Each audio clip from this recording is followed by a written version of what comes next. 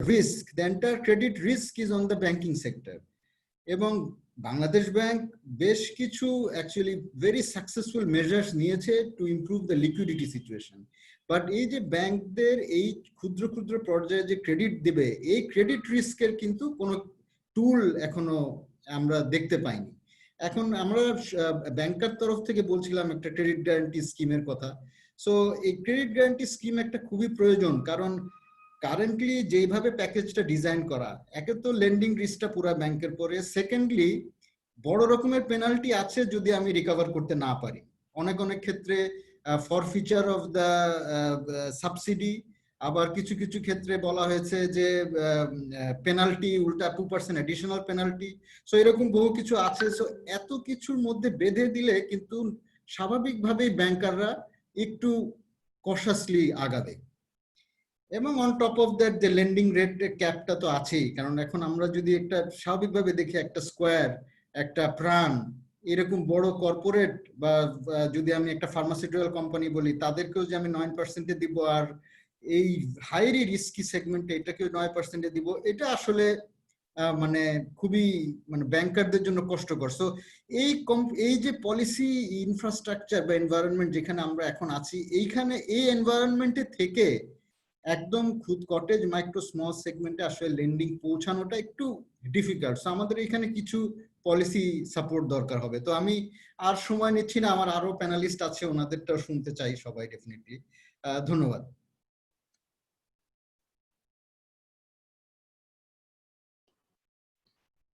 ধন্যবাদ সৈয়দ আব্দুল মোমেন। আপনি অনেকগুলো বিষয় আসলে এখানে আলোকপাত করেছেন, যে যেমন তুলে ধরেছেন এর সম্ভাবনা, তেমনি এর চ্যালেঞ্জগুলোও তুলে ধরেছেন, এবং এখানে আসলে পোর্টফোলিওটা কত বড় এই টোটাল মার্কেটটা, সেটাও আমরা আসলে আপনার আলোচনা থেকে বুঝতে পেরেছি। এখন আমরা আসব সিটি ব্যাংকের কাছে। সিটি ব্যাংকের পক্ষ থেকে আমাদের এখানে উপস্থিত আছেন জনাব কামরুল মেহেদি, এক্সিকিউটিভ ভাইস প্রেসিডেন্ট এবং head of SME and micro finance business. তো আপনি আমাদের আগের প্যানেলিস্টের আলোচনা শুনেছেন, আপনি অবশ্যই সিটি ব্যাংকের যে মাইক্রো এবং যে স্মল এবং কটেজ পোর্টফোলিও যেটা আপনাদের, সেইটার তো আপনাদের যে সার্ভিসগুলো এই সেক্টরের জন্য অ্যাভেলেবল, সেগুলোর উপর তো দৃষ্টিপাত করবেনই। সেই সাথে অ্যাডিশন যদি আমি একটা কথা বলি, যেটা আমাদের আগের প্যানেলিস্ট বলে গেল, যে আসলে যে এবং এর আগেও A2I এর উদ্যোগে আমরা একটা এরকম ওয়েবিনার সিরিজ করেছিলাম, যেখানে আসলে আমরা একটা বিষয় দেখতে পেয়েছি যে যে প্রণোদনা প্যাকেজটা আসলে সরকার ঘোষণা করেছে, সেই প্যাকেজটা যেহেতু পুরোপুরি বাস্তবায়নের দায়িত্বটা ব্যাংকগুলোর উপরই, তো সেখানে একটা শঙ্কা থেকেই যায় যে আসলে আমাদের নতুন যারা বা যারা আসলে এই আপনাদের সার্ভিসের মধ্যে নাই, তাদের ক্ষেত্রে আসলে এই সার্ভিসটা কতটুকু আমরা পৌঁছাতে পারবো, যেহেতু আসলে তাদের কোনো রেকর্ড নাই আপনাদের কাছে, যে তাদের বিজনেস সম্পর্কে কোনো রেকর্ড নাই, তাদের কোনো ট্রানজাকশন হিস্টোরি নাই। তো সেইটা একটা চ্যালেঞ্জ, এবং সেখানে সবাই একটা কথা বলতেছিলেন যে হয়তো যারা এতদিন ধরে পেয়ে এসেছেন তারাই পাবেন, আসলে নতুন কারোর হয়তো সুযোগ কম হবে, শুধুমাত্র এই ডেটার কারণে, যেটা আগের প্যানেলিস্ট খুবই ইম্পর্টেন্ট বলেছেন। তো সেই জায়গায় আমি আপনাকে বলবো যে আসলে আপনি কি মনে করেন যে আসলে ডিজিটাইজেশনের কোন জায়গাটা আমাদের কুইক আসলে এখানে আমরা সুযোগটা বা সুবিধাটা কাজে লাগাইতে পারি এই সিচুয়েশনটা চেঞ্জ করার জন্য? হয়তো অনেকগুলো চ্যালেঞ্জই আছে, বাট সবচেয়ে কুইক কোন বিষয়টাকে আমরা ধরতে পারি যাতে করে আমরা কিছুটা হলেও এই প্রবলেমটাকে অ্যাড্রেস করতে পারি?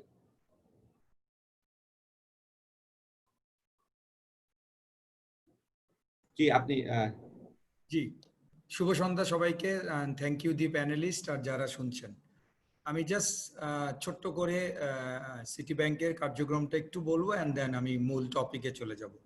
সিটি ব্যাংক লাস্ট 3 বছর ধরে কটেজ এবং মাইক্রো সেকশনে লেন্ডিং করছে, অ্যান্ড সারা বাংলাদেশ ব্যাপী almost we are covering around 55-56 districts.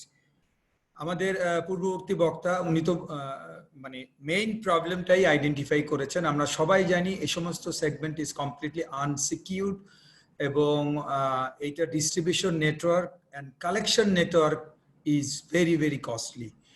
So এই এত কস্টলি একটা স্ট্রাকচার জায়গায় ইন্টারেস্ট রেট ক্যাপে এই ব্যবসাটাকে মানে কন্টিনিউ করা ইন ফিউচার অনেক ক্ষেত্রে অনেকের জন্য অসম্ভব আসলে হয়ে পড়বে, নাম্বার 1 পয়েন্ট। সো এইটা হলো বেসিক্যালি আমার মনে হয় এই ব্যবসাটার এখন কোভিডের চেয়েও এই প্রবলেমটা আমার মনে হয় বেশি ফেস করছে, বিকজ 9% ইন্টারেস্ট ক্যাপ এবং ডিপোজিটের উপরেও কিন্তু আমাদের কোনো প্রকার 6% ক্যাপ আসলে হয়নি, এবং 6% রাখাও কিন্তু day by day it is becoming very very difficult. So এই এত বড় স্ট্রাকচারকে মেনটেন করা এবং একটা এত বড় একটা ক্রেডিট টিমকে মেনটেন করা and financing to the root level is becoming a pretty difficult job with this interest cap rate. Second point আমি যেটা বলতে চাই, ডিজিটালাইজেশন।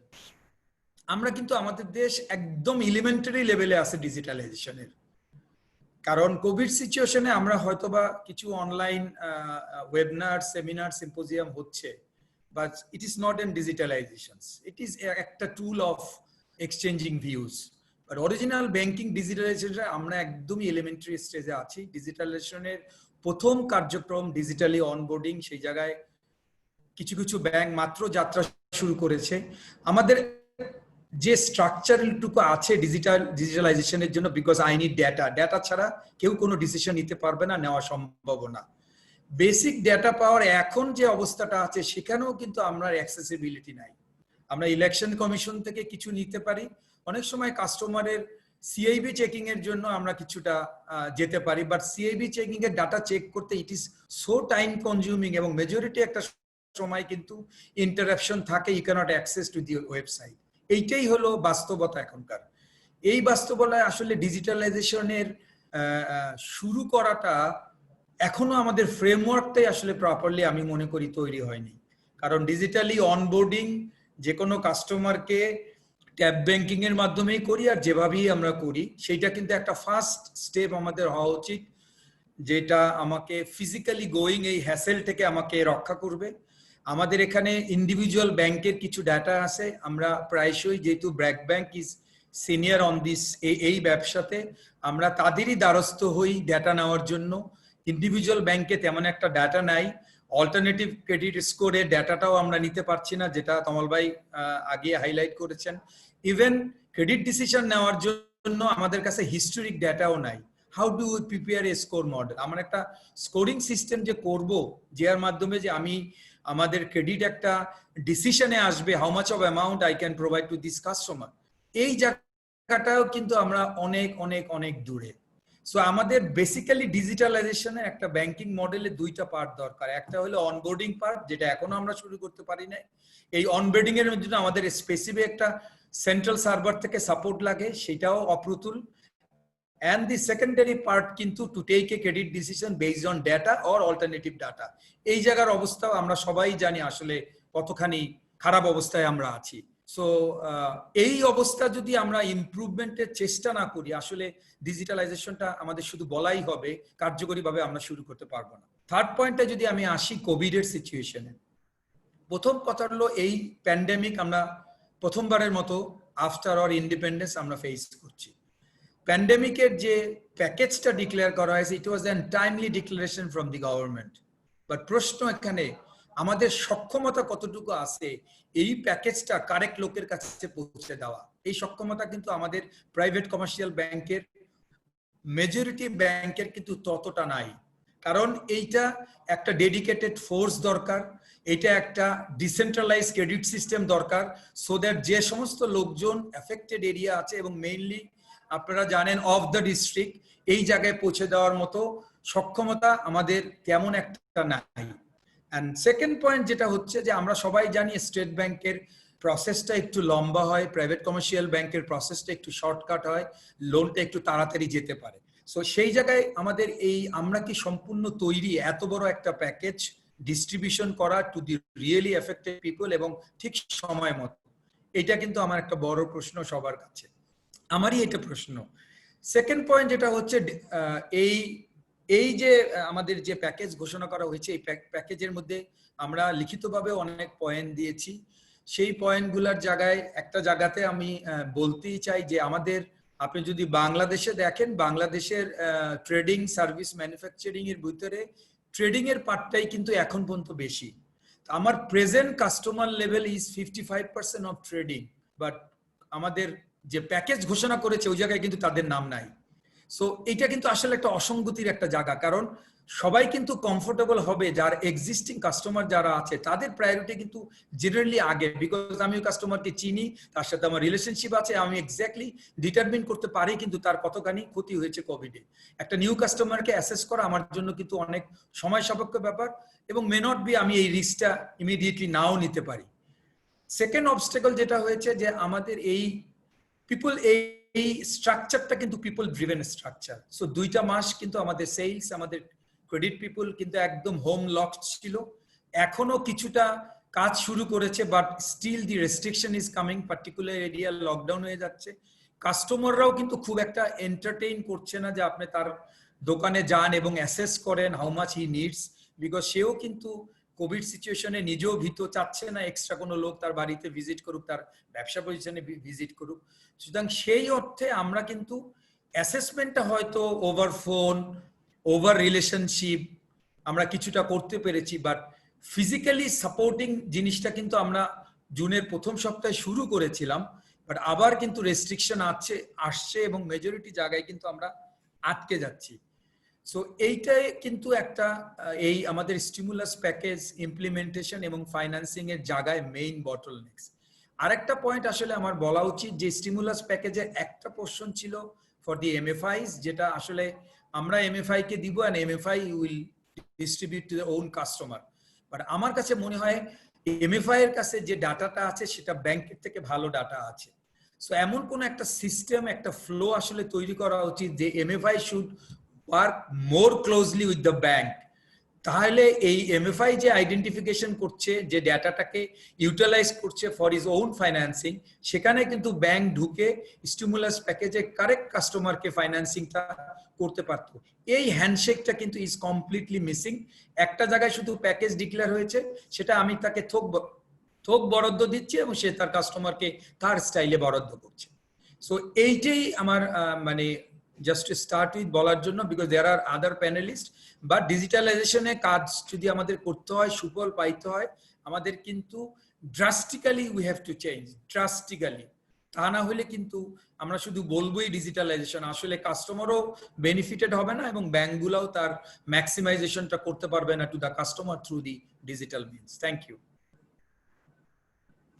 থ্যাংক ইউ কামরুল ভাই, আপনার অনেকগুলো বিষয় আপনি আলোকপাত করেছেন। তো আমরা তখন 2টা ব্যাংক এর কাছ থেকে শুনলাম এই সেক্টরটা নিয়ে। তো আমরা এখন একটু মানে ব্যাংকের বাইরে নন ব্যাংকিং ফিনান্সিয়াল ইনস্টিটিউট হিসেবে আমাদের মাঝে আজকে উপস্থিত আছে আইডিএলসি ফাইন্যান্স লিমিটেডের হেড অফ এসএমই এবং স্ট্র্যাটেজিক প্ল্যানিং। তো তার কাছে যাওয়ার আগে আমি যে প্রশ্নটা আসলে করতে চাই যে অবশ্যই মানে IDLC non banking financial institution হিসাবে এই সেক্টরে একটা বড় রোল প্লে করছে, এবং হয়তো ব্যাংকের চেয়ে নন ব্যাংকিং ফিনান্সিয়াল ইনস্টিটিউশন আরেকটু ইজি হয়তো, বা আপনাদের প্রসেসিংটা অনেক বেশি কম লেন্থি বা আরেকটু ইজি হয়। বাট যে বিষয়টা আমাদের আগের 2 প্যানেলিস্ট বলেছে, তো আমি সেই বিষয়টা বাদ দিয়ে, যেমন ওনারা বলেছে ডেটা এবং যে ট্রানজাকশন হিস্টোরির একটা আমাদের দেশে অপ্রতুলতা, এবং এটাই অনেক ক্ষেত্রে ডিজিটালাইজেশন এবং ডিসিশন মেকিং এর ক্ষেত্রে একটা বড় চ্যালেঞ্জ হিসেবে দাঁড়ায়।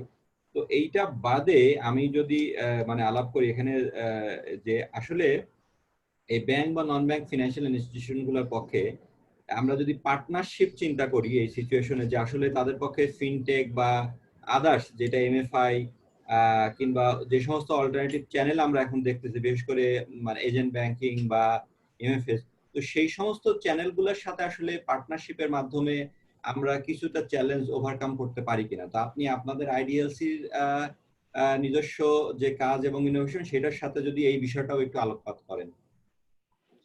ধন্যবাদ তরুল ভাই আমাকে সুযোগ দেওয়ার জন্য। প্রথমত আমি একটু আইডিএলসির ব্যাপারে বলে নিই। আমরা একটা নন ব্যাংক ফাইন্যান্সিয়াল ইনস্টিটিউশন প্রায় 35 বছর ধরে আছি।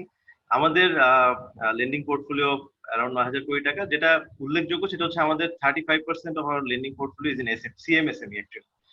সো আমরা অনেকদিন ধরেই গত 10 বছর ধরে আসলে অনেক কাজ করেছি এই সেগমেন্টটাতে, এবং আমাদের সিএমএসএমই তে মূল লেন্ডিংটা স্মল এবং মাইক্রো সেগমেন্টে, আমরা যদি বাংলাদেশ ব্যাংকের ক্লাসিফিকেশন ধরে যাই। তো মোমেন ভাই বা কামরুল ভাইয়ের সাথে মিলিয়ে আমি একটু বলতে চাই যে এই সেগমেন্টে আমাদের অভিজ্ঞতা থেকে আমরা যেটা দেখেছি, যে কারণে আসলে জিনিসটাকে আমাদের স্কেল আপ করতে একটু সমস্যা হয় বা কাস্টমারদের ক্ষেত্রে লোনের ইন্টারেস্ট রেট একটু বেড়ে যায়, এটা হচ্ছে এখানে অপারেটিং কস্টটা অনেক বেশি থাকে। এবং অপারেটিং কস্টটা বেশি হওয়ার একটা মূল কারণ হচ্ছে এখানে অ্যাকুইজিশন কস্ট এবং রিলেশনশিপ মেইনটেনেন্স কস্টটা হাই। এটার মূল কারণ আমাদের we need a very expanded network, যেখানে একজন ইন্ডিভিজুয়াল বা একজন রিলেশনশিপ ম্যানেজার কাস্টমারের সাথে প্রথম থেকেই কাজ করতে হয়, তাকে অনবোর্ডিং থেকে শুরু করে পুরো রিলেশনশিপটা ম্যানেজ করার জন্য। এবং অন অ্যান অ্যাভারেজ আসলে একজন রিলেশনশিপ ম্যানেজারের পক্ষে খুব বেশি হলে 40 থেকে 50 জন কাস্টমারের সাথে এই সার্ভিসটা দেওয়া সম্ভব। যে কারণে একটা 3000 কোটি টাকা বা 3500 কোটি টাকার পোর্টফোলিও আমাদের ম্যানেজ করতে দেখা যাচ্ছে আমাদের 500 লোক লাগে, বা অনেক ব্যাংকে হাজারের উপরে লোক লাগে। সো আপনার খুবই ইন্টারেস্টিং একটা পয়েন্ট আপনি যেটা বললেন যে পার্টনারশিপের মাধ্যমে এমএফএস বা এজেন্ট ব্যাংকিং বা অন্যদের সাথে কাজ করে কোন জায়গাটায় আমরা আসলে এফিসিয়েন্সিটা আনতে পারি। আমার মনে হয় যে এটা হচ্ছে এই কাস্টমার অ্যাকুইজিশন পেজে। এখানে আমাদের চ্যালেঞ্জটা কি এখন, আমি যদি বলি পুরো প্রসেসটাকে একটু ভেঙে বলি। প্রথমে হচ্ছে আমরা কাস্টমারকে অ্যাপ্রোচ করছি বা তার কাছ থেকে ডেটা নিচ্ছি। তারপর আমাদের নিজেদের যে ইনফ্রাস্ট্রাকচার সেটা পুরোপুরি ডিজিটাল। সো আমাদের লিড জেনারেশন থেকে লোন ডিসবার্সমেন্ট পর্যন্ত পুরো কাজটা আমরা ডিজিটালি করতে পারি। বাট একদম প্রথমে যখন কাস্টমারের কাছ থেকে আমার ইনফরমেশনটা নিতে হচ্ছে সেটা কিন্তু ডিজিটাল না। আমরা একটা সার্ভে করে দেখেছি আমাদের এসএমই কাস্টমারদের 35% এখনো মাত্র 35% আসলে একটা স্মার্টফোন ইউজ করে। এটা হয়তো সামনে বাড়বে, এমএফএসরা বা অন্যদের মাধ্যমে আস্তে আস্তে তারা অনেকটা এডুকেটেড হচ্ছে, বাট এই মুহূর্তে আমাদের জন্য ডিজিটালি ইনফরমেশন কালেক্ট করা একটা চ্যালেঞ্জ, যেটা অন্যরাও বলছে। বাট এরপর থেকে সেই কাস্টমার ফিল্টারিং থেকে শুরু করে ক্রেডিট অ্যাসেসমেন্ট এবং শেষ পর্যন্ত অপারেশনস করে লোনটা দেওয়া, এই পুরোটাই আসলে একটা ডিজিটাল প্ল্যাটফর্মে করা যায়। বাংলাদেশ ব্যাংকের অনেকগুলো উদ্যোগের কারণে এবং বাকি সবারই কাজের মাধ্যমে এই প্ল্যাটফর্মটা এখন তৈরি হয়েছে। এখন আমাদের কস্টের একটা বড় অংশ হচ্ছে এই কাস্টমার অ্যাকুইজিশন এবং রিলেশনশিপ ম্যানেজমেন্ট, আর আরেকটা অংশ হচ্ছে এই ক্রেডিট অ্যাসেসমেন্ট। ক্রেডিট অ্যাসেসমেন্ট আমি এখন যাচ্ছি না, কারণ আপনি আমাকে স্পেসিফিক্যালি জানতে চেয়েছেন এই পার্টনারশিপ গুলো আমাদেরকে কোথায় হেল্প করতে পারে। পার্টনারশিপ গুলো আমাদেরকে প্রধানত হেল্প করতে পারে এই কাস্টমার অ্যাকুইজিশনে। সমস্যা হচ্ছে আমরা কিন্তু আসলে ব্র্যাক ব্যাংক বলেন, সিটি ব্যাংক, আমি শিওর ডাচ বাংলা ব্যাংক, আমরা অনেকদিন ধরে অনেকগুলো এই ধরনের পার্টনারশিপ নিয়ে কাজ করছি। সমস্যাটা হচ্ছে আমাদের এখনকার যে ইনফ্রাস্ট্রাকচার বা এখনকার যে রেগুলেটরি রেজিম, তাতে আমরা যেই পার্টনারশিপই করি না কেন, দিন শেষে I need a paper application, I need a signature from the customer, I need a CIB undertaking, ওটাও একটা পেপার অ্যাপ্লিকেশন। ওই সিআইবি আন্ডারটেকিংটা পাওয়ার পরে আমি যখন সিআইবি চেক করি সেটা একটা ম্যানুয়াল প্রসেস, আমি লগ ইন করে দেখে একটা রিপোর্ট নামিয়ে সেটা অ্যানালাইজ করি, এবং তারপর আমাকে আবার ওই ফুল সেট অফ ডকুমেন্টস নিয়ে কাস্টমারের কাছে সিগনেচার করে মানে পুরো প্রসেসটাই করতে হয়। সো এখানে যে পার্টনারশিপ গুলোতে আমরা যাব, আমরা যদি আসলেই মাইক্রো বা কটেজ বা একেবারে আপনার ন্যানো ফাইন্যান্সিং এর দিকে যেতে চাই, যে স্কেলটা আমাদেরকে হ্যান্ডেল করতে হবে, যে সাইজের লোনে আমাদেরকে যেতে হবে, সেখানে এই ফিজিক্যাল প্রসেসটা করা বিকামস টু এক্সপেন্সিভ।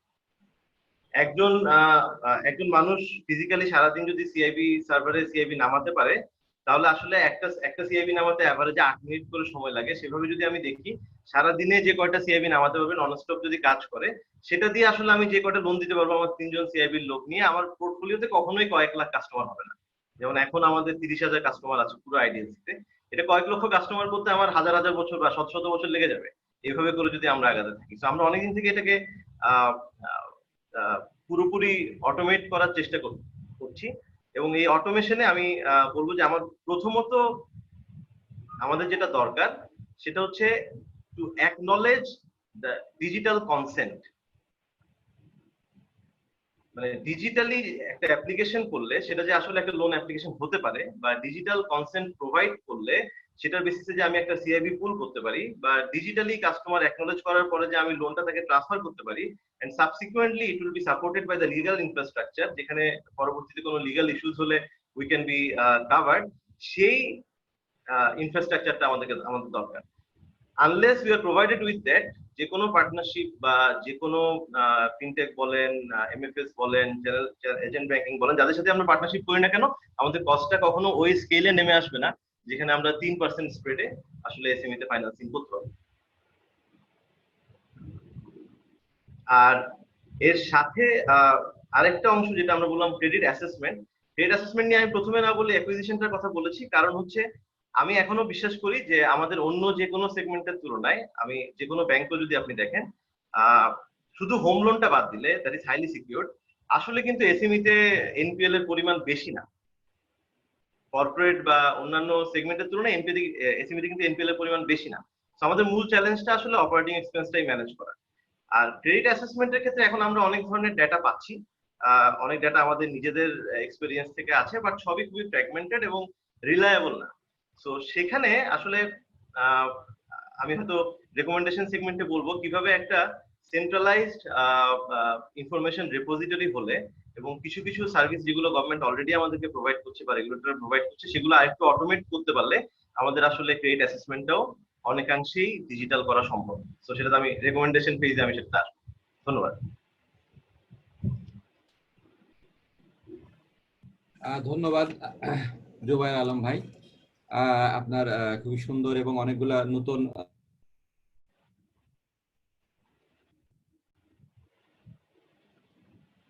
ধরুন ভাই আপনি মিউট হয়ে আছেন বোধহয়, শুনতে পাচ্ছি না। সরি।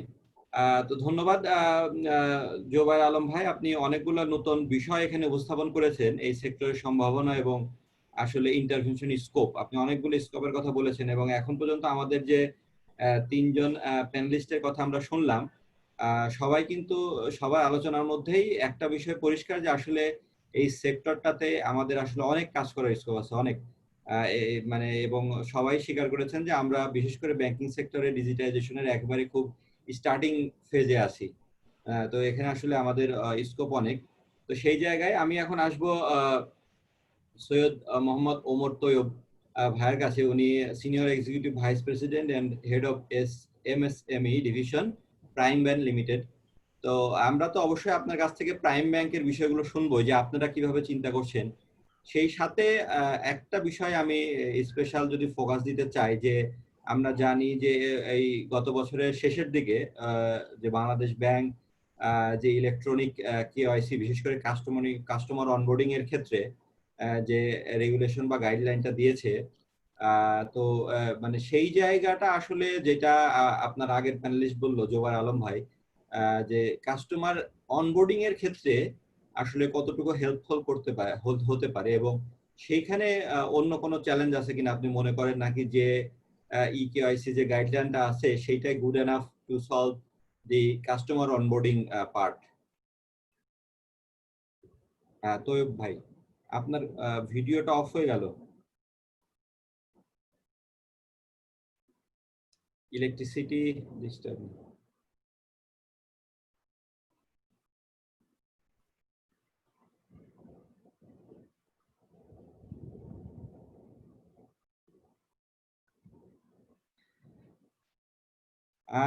তৈয়ব ভাই, আপনি কি শুনতে পাচ্ছেন আমাদেরকে? মনে হয় নেটওয়ার্কে কোনো ডিসরাপশন হয়েছে। ওনার তো আমার মনে হয় ইলেকট্রিসিটি বা সামথিং কোনো কিছু, কারণ ওনার ভিডিও। আচ্ছা, আমার মনে হয় একটু তাইলে আমরা ওয়েট না করে আমাদের পরে যে প্যানেলিস্ট ছিল ওনার কাছে চলে যায়। উনি ফিরে আসলে আমরা আবার ওনার কাছে যাব। যেহেতু আমাদের এখন যেহেতু লাস্ট মানে প্যানেলিস্ট ছিলেন ব্যাংক এশিয়া লিমিটেডের জনাব সর্দার আক্তার হামিদ, উনি সিনিয়র এক্সিকিউটিভ ভাইস প্রেসিডেন্ট এবং head of channel banking division, bank Asia limited. তো অবশ্যই আমরা ব্যাংক এশিয়ার এই সেক্টরে আপনাদের যে চিন্তা ভাবনা এবং আচ্ছা, উনি ব্যাক করেছে, তাহলে আমার মনে হয় যে উনারটা শেষ করে আসি আক্তার ভাই আপনার কাছে। হ্যাঁ, আমার কোনো সমস্যা নাই।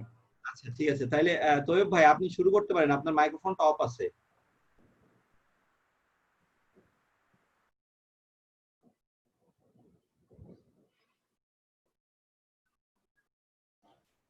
তোহর ভাই সরি, আমার এখানে ট্রান্সফর্মার বার্স্ট করে পুরো এলাকায় ইলেকট্রিসিটি চলে গিয়েছিল। I didn't here for the last 1.5 minutes. না, আমি 1 মিনিট আসলে বলি নাই, আপনার জন্য ওয়েট করতেছিলাম। আমি প্রশ্নটা করে ফেলেছিলাম, তারপরে আপনি ডিসকানেক্টেড হয়ে গেছেন। তা আপনি শুরু করতে পারেন এখন।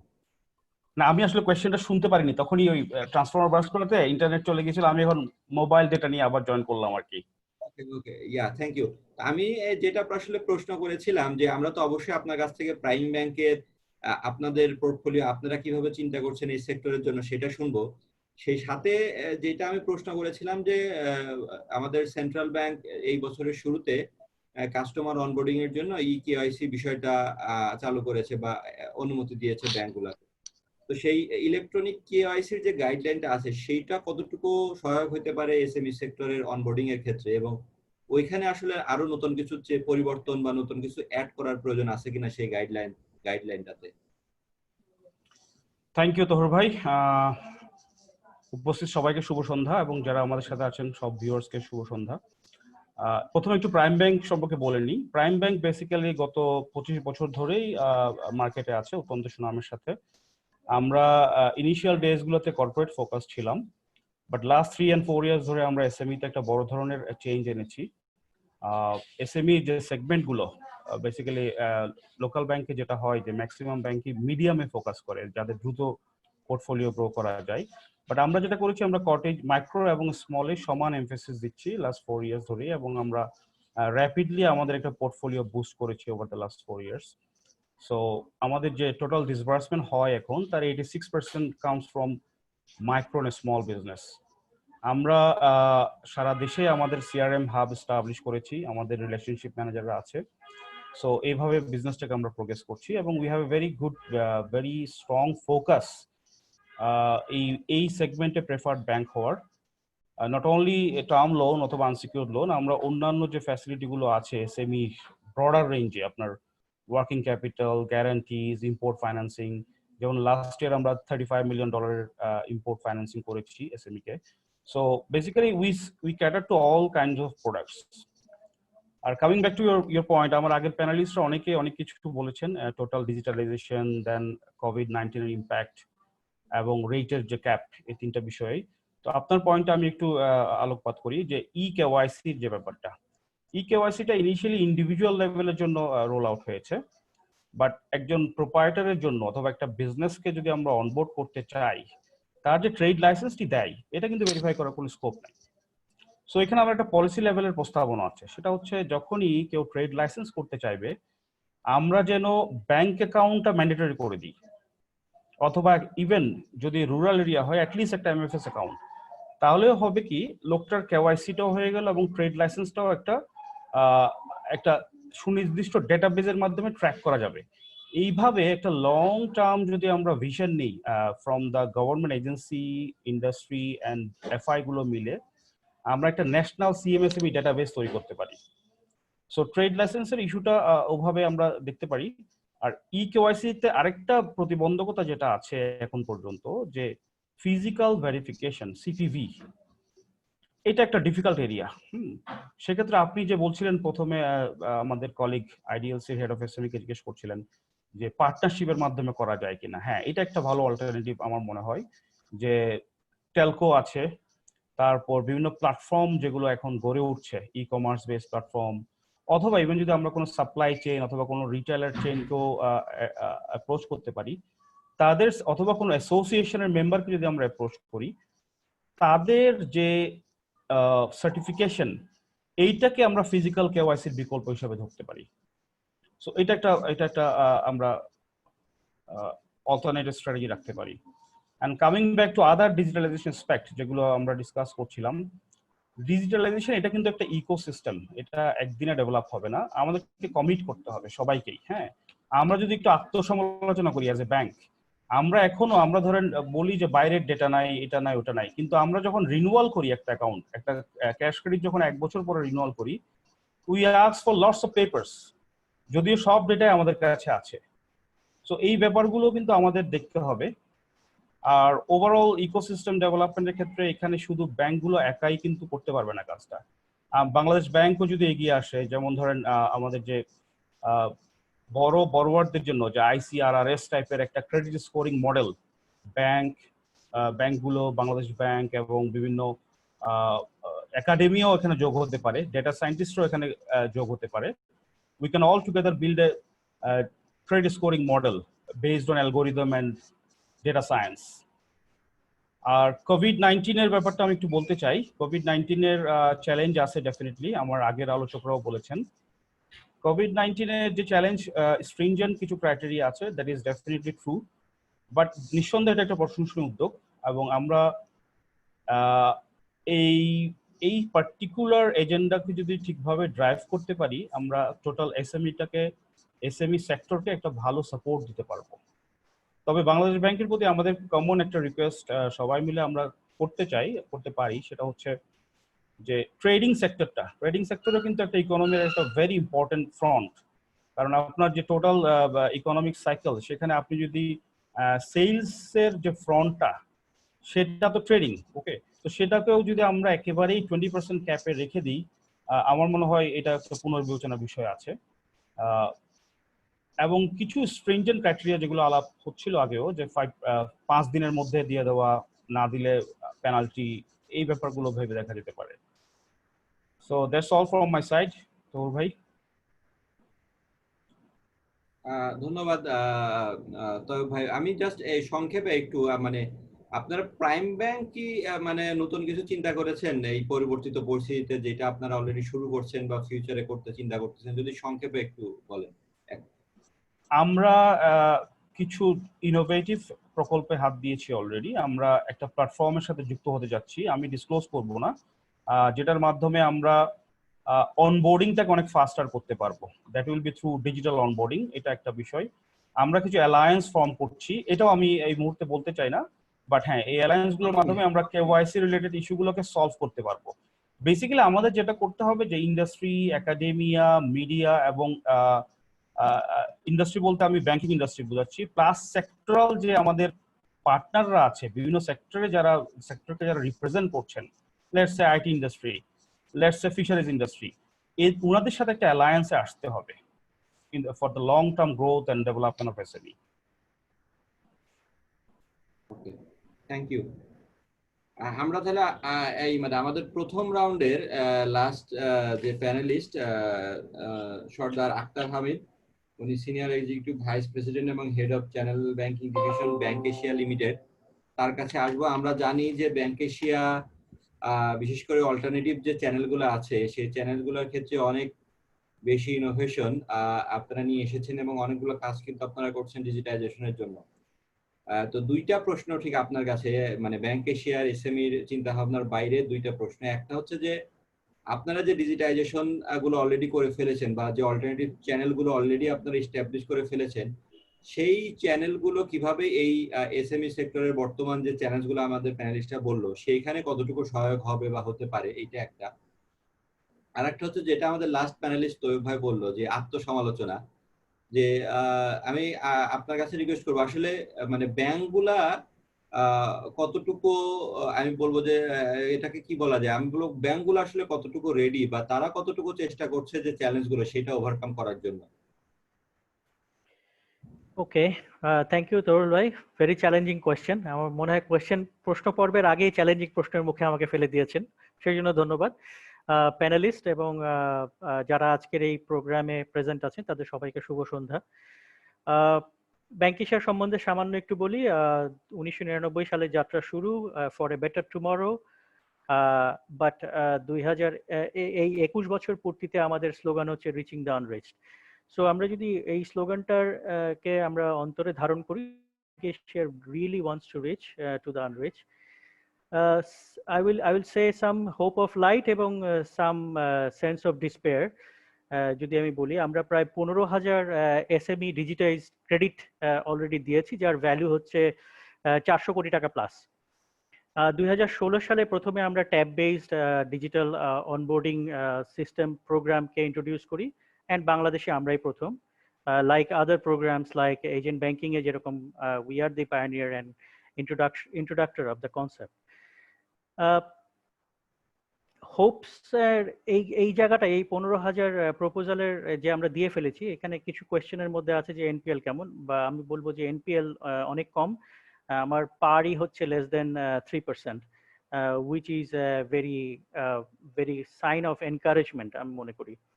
আর হচ্ছে যে নেটওয়ার্ক, আমাদের অন্যান্য যারা প্যানেলিস্ট আছেন তারা বলছিলেন যে নেটওয়ার্ক ইজ এ ভেরি কি এলিমেন্ট, এবং আমাদের এখন 3,700 এজেন্ট পয়েন্ট আছে সারা বাংলাদেশে। সো ডেফিনেটলি নেটওয়ার্কের একটা অ্যাডভান্টেজ আমাদের আছে। অ্যান্ড এই এজেন্ট ব্যাংকিং বিজনেসটার বিউটি ইজ যে ইনফ্রাস্ট্রাকচারাল কস্ট যেটা ব্যাংকে বহন করতে হতো, সেটা আসলে আমার এন্টারপ্রেনার বহন করে। সো সেই জায়গায় এটার কস্টিংটা কম।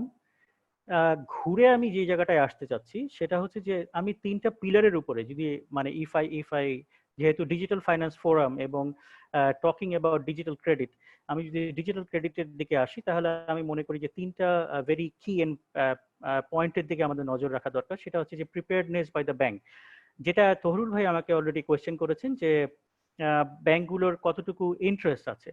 ফার্স্ট অফ অল আমার মনে হয় যে একটা খুব গুরুত্বপূর্ণ কোয়েশ্চেন হচ্ছে যে আসলে ব্যাংকগুলো কতটুকু ডিজিটাল হতে চায়, তার অ্যাপেটাইটটা কি, সেটাকে এখন তৈরি করতে হবে। আমি শিওর যে কোভিড-19 কন্ডিশনের পরে এই জায়গাটায় একটা বড় আইস যেটা জমেছিল সেটা অনেক ট্রেডিশনাল ব্যাংকের ক্ষেত্রেও I think that ice has been broken. So everybody will try to think about যে কিভাবে আমরা এই ডিজিটালকে আরো বেশি এমব্রেস করতে পারি। সো প্রিপেয়ারনেসের জন্য দরকার সিস্টেম, ডিভাইস এবং ট্রেন রিসোর্স। আমি ডেটা মোবিলাইজেশনের জটিলতার দিকে পরে তাকাই। আমি আগে নিজেকে তৈরি করি, তারপরে ডেটার কথা চিন্তা করব, তারপরে আগাবো। আমি যদি নিজেকে তৈরি না করি, টনস অফ ডেটা আমার আশপাশে থাকবে, but I will not be able to use it, এবং I will not ask myself how can I use it. So I need to ask myself যে how can I use this data. তারপরে আসি market রেডিনেসে। একজন বললেন যে smartphone penetration is 35%, which is absolutely true. It is basically less than 35% যদি আমরা পুরো পপুলেশনকে ধরি, মানে এন্টারপ্রাইজ পপুলেশনকে বাদ দিয়ে যদি পুরো পপুলেশনকে ধরি তাহলে it is less than 35%. Data manage করতে গেলে স্মার্টফোন পেনিট্রেশন বাড়াতে হবে। স্মার্টফোন পেনিট্রেশন বাড়াতে হলে স্মার্টফোনের অ্যাভেলেবিলিটি ইন দ্য মার্কেট বাড়াতে হবে, এবং দ্যাট মাস্ট সে প্রাইস প্যারিটিতে অথবা কাছাকাছি প্রাইস প্যারিটিতে আসতে হবে with the feature phone. So যদি সেইভাবে অ্যাভেলেবল হয় তারপরে গেল স্মার্টফোন। এখন আমাকে শেখাতে হবে যে স্মার্টফোনটা আমার যে রিটেলার বা আমরা যে এন্টারপ্রেনারের কথা বলছি, অর ইভেন আমার যিনি এন্টারপ্রেনারকে যে কাস্টমার পেমেন্ট করবেন সে আসলে ডিজিটালি তাকে পেমেন্ট করবেন কিনা। আমরা যদি ডিজিটাল ক্রেডিটের কথা বলি তাহলে digital credit is a entire ecosystem, যে ইকোসিস্টেমটাতে এভরিবডি ইজ প্লেইং। আমরা কোনো একজনকে সিঙ্গল অপারেটর হিসেবে তাকে চিন্তা করলে আসলে খুব বেশি দূর আগাবে না। হ্যাঁ, একটু একটু করে আগাবে, কিন্তু আমরা যে ভ্যালোসিটি চাই সেই ভ্যালোসিটি পাবো না। সো মার্কেট রেডিনেসের জন্য আমাদের যেমন কাস্টমারকে এডুকেট করতে হবে, সেই রকম ভাবে আমার যে রিটেলার আছে তাদেরকেও এডুকেট করতে হবে। এরপরে আসেন হচ্ছে পলিসিগত। দেখেন আমরা বলছি, আমাদের প্যানেলিস্টরা অলরেডি বলে ফেলেছেন, আমি রিপিট কম করব, try to make less repetition. আমাদের এখনো ডিজিটাল ডকুমেন্টেশন অ্যাকসেপ্ট করার মতো কোনো ল এন্ড রেগুলেশন বাংলাদেশে নাই। আমি যদি বলি যে আমার একজন এন্টারপ্রেনার, তাকে আমি 5টা কোয়েশ্চেন, অর্থাৎ তার যে স্যাংশন লেটার আমরা দেই সেই স্যাংশন লেটারটা আমি বাংলায় তাকে পড়ে শোনাবো, এবং সে সেটা শুনে প্রত্যেকটা প্রশ্নের স্যাংশনের প্রত্যেকটা টার্মসের পরে একবার করে বলবে যে হ্যাঁ আমি রাজি, হ্যাঁ আমি রাজি।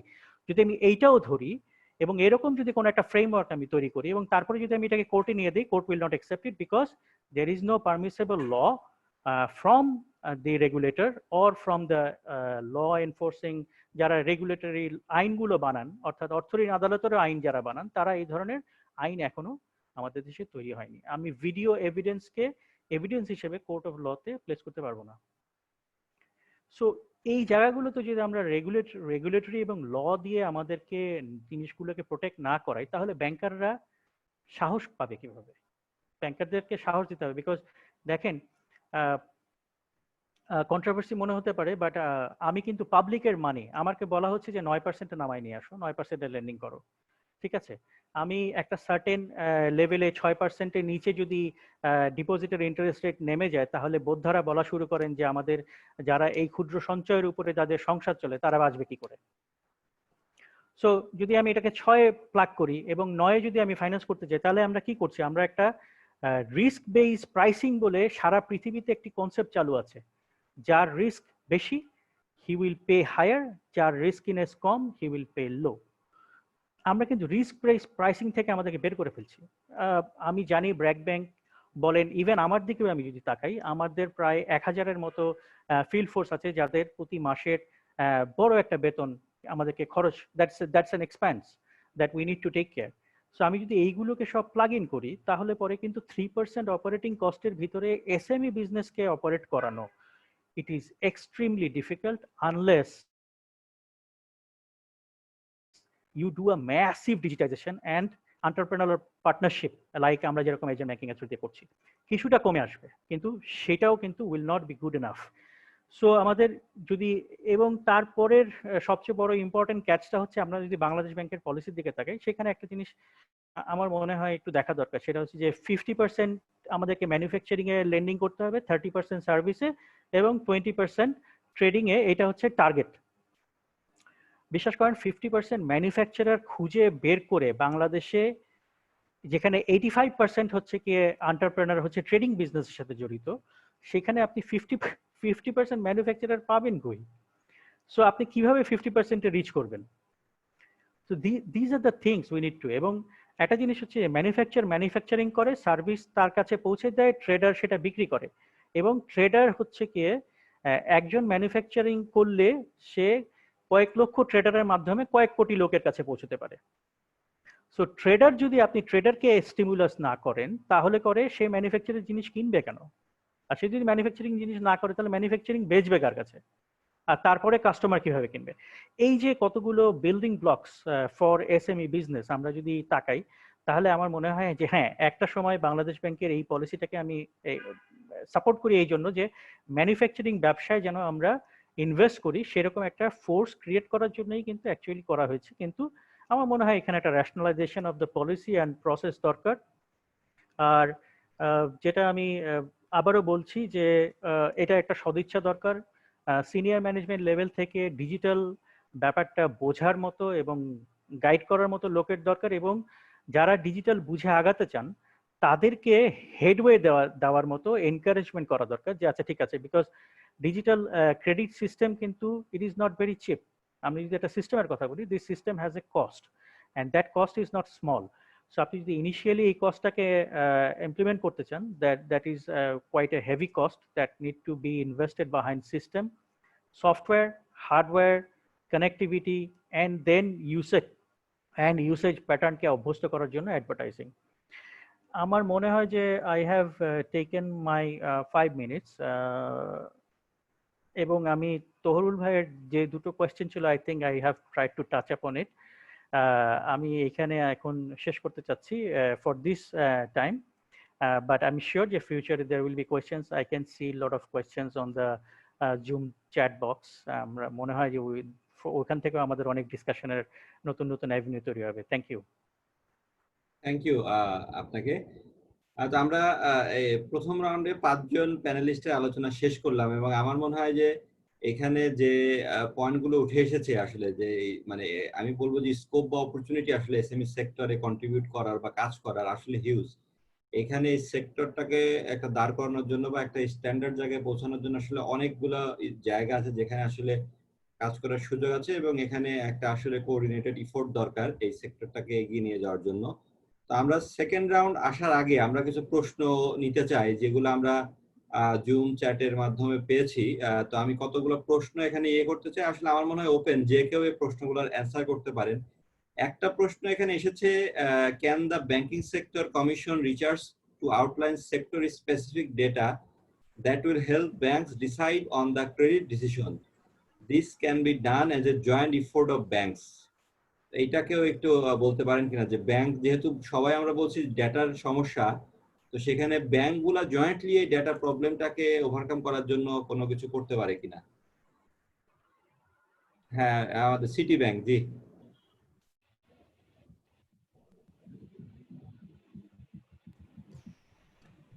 যারা ডিজিটালাইজেশন করেছে ওই সমস্ত দেশের দিকে যদি তাকান, তাদের কিন্তু সবারই একটা সেন্ট্রাল সার্ভার সিস্টেম আছে। এখানে তো কোনো কম্পিটিশনের কিছু নাই। ইফ দি অ্যাক্সেসিবিলিটি যদি থাকে, যে যার মতো যে সেগমেন্টকে ফাইন্যান্স করতে চায়, ক্লাস্টারকে ফাইন্যান্স করতে চায়, সেই ক্লাস্টারকে ফাইন্যান্স করবে। প্রত্যেকটা ব্যাংকেরই কিন্তু একটা ইন্ডিভিজুয়াল অপারেটিং মডেল আছে, but that doesn't mean that you restrict to accessibility to the information sector. এইটা এখন পর্যন্ত আমাদের দেশে কোনো একটা ইনিশিয়েটিভ হয় নাই যে লেটস মেক, আমরাও পার্টিসিপেট করব, যেটা তৈব ভাই বলার চেষ্টা করেছেন যে there might be data scientist, there might be even international organization, তারা কিন্তু রেডি আছে টু ফাইন্যান্স ইভেন টু এই ধরনের প্রকল্পে। আমরা সবাই মিলে যদি একটা প্রকল্প রেডি করে একটা সেন্ট্রাল সার্ভার সিস্টেম হয় যে any bank, any NBFI, even in the NGOs wants to finance, they can take data from the respective sectors. এই জিনিসটাই কিন্তু এখন পর্যন্ত আমাদের দেশে গড়ে উঠে নাই। আমরা মনে করি একজনের ডাটা আরেকজনে নিয়ে যাবে। পৃথিবীতে স্পেসিফিক কিছু ডাটার ইনফরমেশন ছাড়া সব ডাটার কিন্তু অ্যাক্সেসিবিলিটি সবার কাছে আছে। You go outside, you can see, ওরা এক ক্লিকে কিন্তু ডেটা পেয়ে যাচ্ছে একটা কাস্টমার সম্বন্ধে। এবং এইটা কিন্তু এই ডেটা অ্যাবিলিটিবিলিটি সব জায়গায় যদি থাকে, তাহলে কিন্তু আমাদের একটা টেন্ডেন্সি আছে কাস্টমারকে ওভার ফাইন্যান্সিং করা। এই ওভার ফাইন্যান্সিং এর রেটও কিন্তু কমে আসবে। আই এক্স্যাক্টলি নো তমাল ভাই যেখানে ফাইন্যান্স করেছে, আমি তাকে অ্যাসেস করে বলতে পারবো যে না, এই জায়গায় ফাইন্যান্সিং হয়ে গেছে, আমি হয়তো এটা যাব না। তো এই জিনিসটার ভিতরে আমরা এখন পর্যন্ত শুরুই করতে পারলাম না। আমরা ডিজিটালাইজেশনের জন্য মানে আগাচ্ছি। আমার মনে হয় it is required, it can be very well done. আমি একটু বলতে চাই এখানে, এই যে ধরুন স্টেটমেন্ট ভেরিফিকেশন, হ্যাঁ, এইটা এখনো প্রিমিটিভ স্টাইলে চলছে। একজন সিপিবি এজেন্ট যাই, একটা ফরওয়ার্ডিং লেটার দিতে হয়, স্টেটমেন্টের একটা প্রিন্ট আউট কপিতে ধরেন সাউথ ইস্ট ব্যাংক পাঠালো প্রাইম ব্যাংকে, প্রাইম ব্যাংকের মতিঝিল ব্রাঞ্চে আসলো, একজন ওইটা দেখলো, দেখে কাগজে সই করলো, সেটা গিয়ে সাউথ ইস্ট ব্যাংকের অফিসে গিয়ে ক্রেডিট অফিসারকে পৌঁছে দিতে হয়। তখন উনি বুঝতে পারেন যে হ্যাঁ, প্রাইম ব্যাংকের স্টেটমেন্টটা সত্য। এই যে মধ্যযুগীয় আমি বলবো, ওকে, মানে এটা কিন্তু হতে পারে না। Online statement verification is just a simple matter of thing. হ্যাঁ, আর একটা কথা যেটা বলছিলাম যে ট্রেড লাইসেন্স ভেরিফিকেশন, একটা ব্যাংক যখন লোন দেয় সেটা যদি আমরা সবাই মিলে কোনো একটা সার্ভারে কোনো একটা জায়গায় রাখি, ক্লাউডে রাখি, সো উই ক্যান সি যে হ্যাঁ, ব্র্যাক ব্যাংক লোন দিয়েছে যে 2 বছর আগে, আমি দিতে পারি, এই ট্রেড লাইসেন্স নিয়ে আমার কোনো সন্দেহ নাই। কোলাটেরাল ইনফরমেশন, একটা লোকের ভুরুঙ্গামারিতে জায়গা আছে, তার এগেনস্টে ব্যাংকে সে লোন দিয়েছে, আমি তাকে প্রাইম ব্যাংক এখন লোন দিতে চাচ্ছি, ওকে, আমি এখন জরিপ ও পরিদর্শনকে 10,000 টাকা খরচ করে ভুরুঙ্গামারিতে পাঠাবো। ওয়াই? মানে these are so primitive, we should change, we should immediately change. এবং এখানে কিন্তু আমাদেরকে চেঞ্জ করতে বাধ্য করছে কোভিড-19 এবং রেগুলেটর। আমি আবার আমার সেম স্টেটমেন্ট আবার বলবো, রেগুলেটর, একাডেমিয়া, ইন্ডাস্ট্রি মানে আমরা, এবং government agency plus data scientist যারা আছেন, we should come up together very soon. আরেকটা কথা বলে শেষ করতে চাই, ল্যান্ড রেজিস্টার। বাংলাদেশে অটোমেটেড ল্যান্ড ম্যানেজমেন্টের একটা প্রজেক্ট পত্রিকায় বেশ বড় আকারে এসেছিল 2017 সালে। অদ্যাবধি এটা কিন্তু আলোর মুখ দেখেনি। এখনো সেই তহসিল অফিসে গিয়ে মানুষজন ইসি নিয়ে আসে। What is in EC?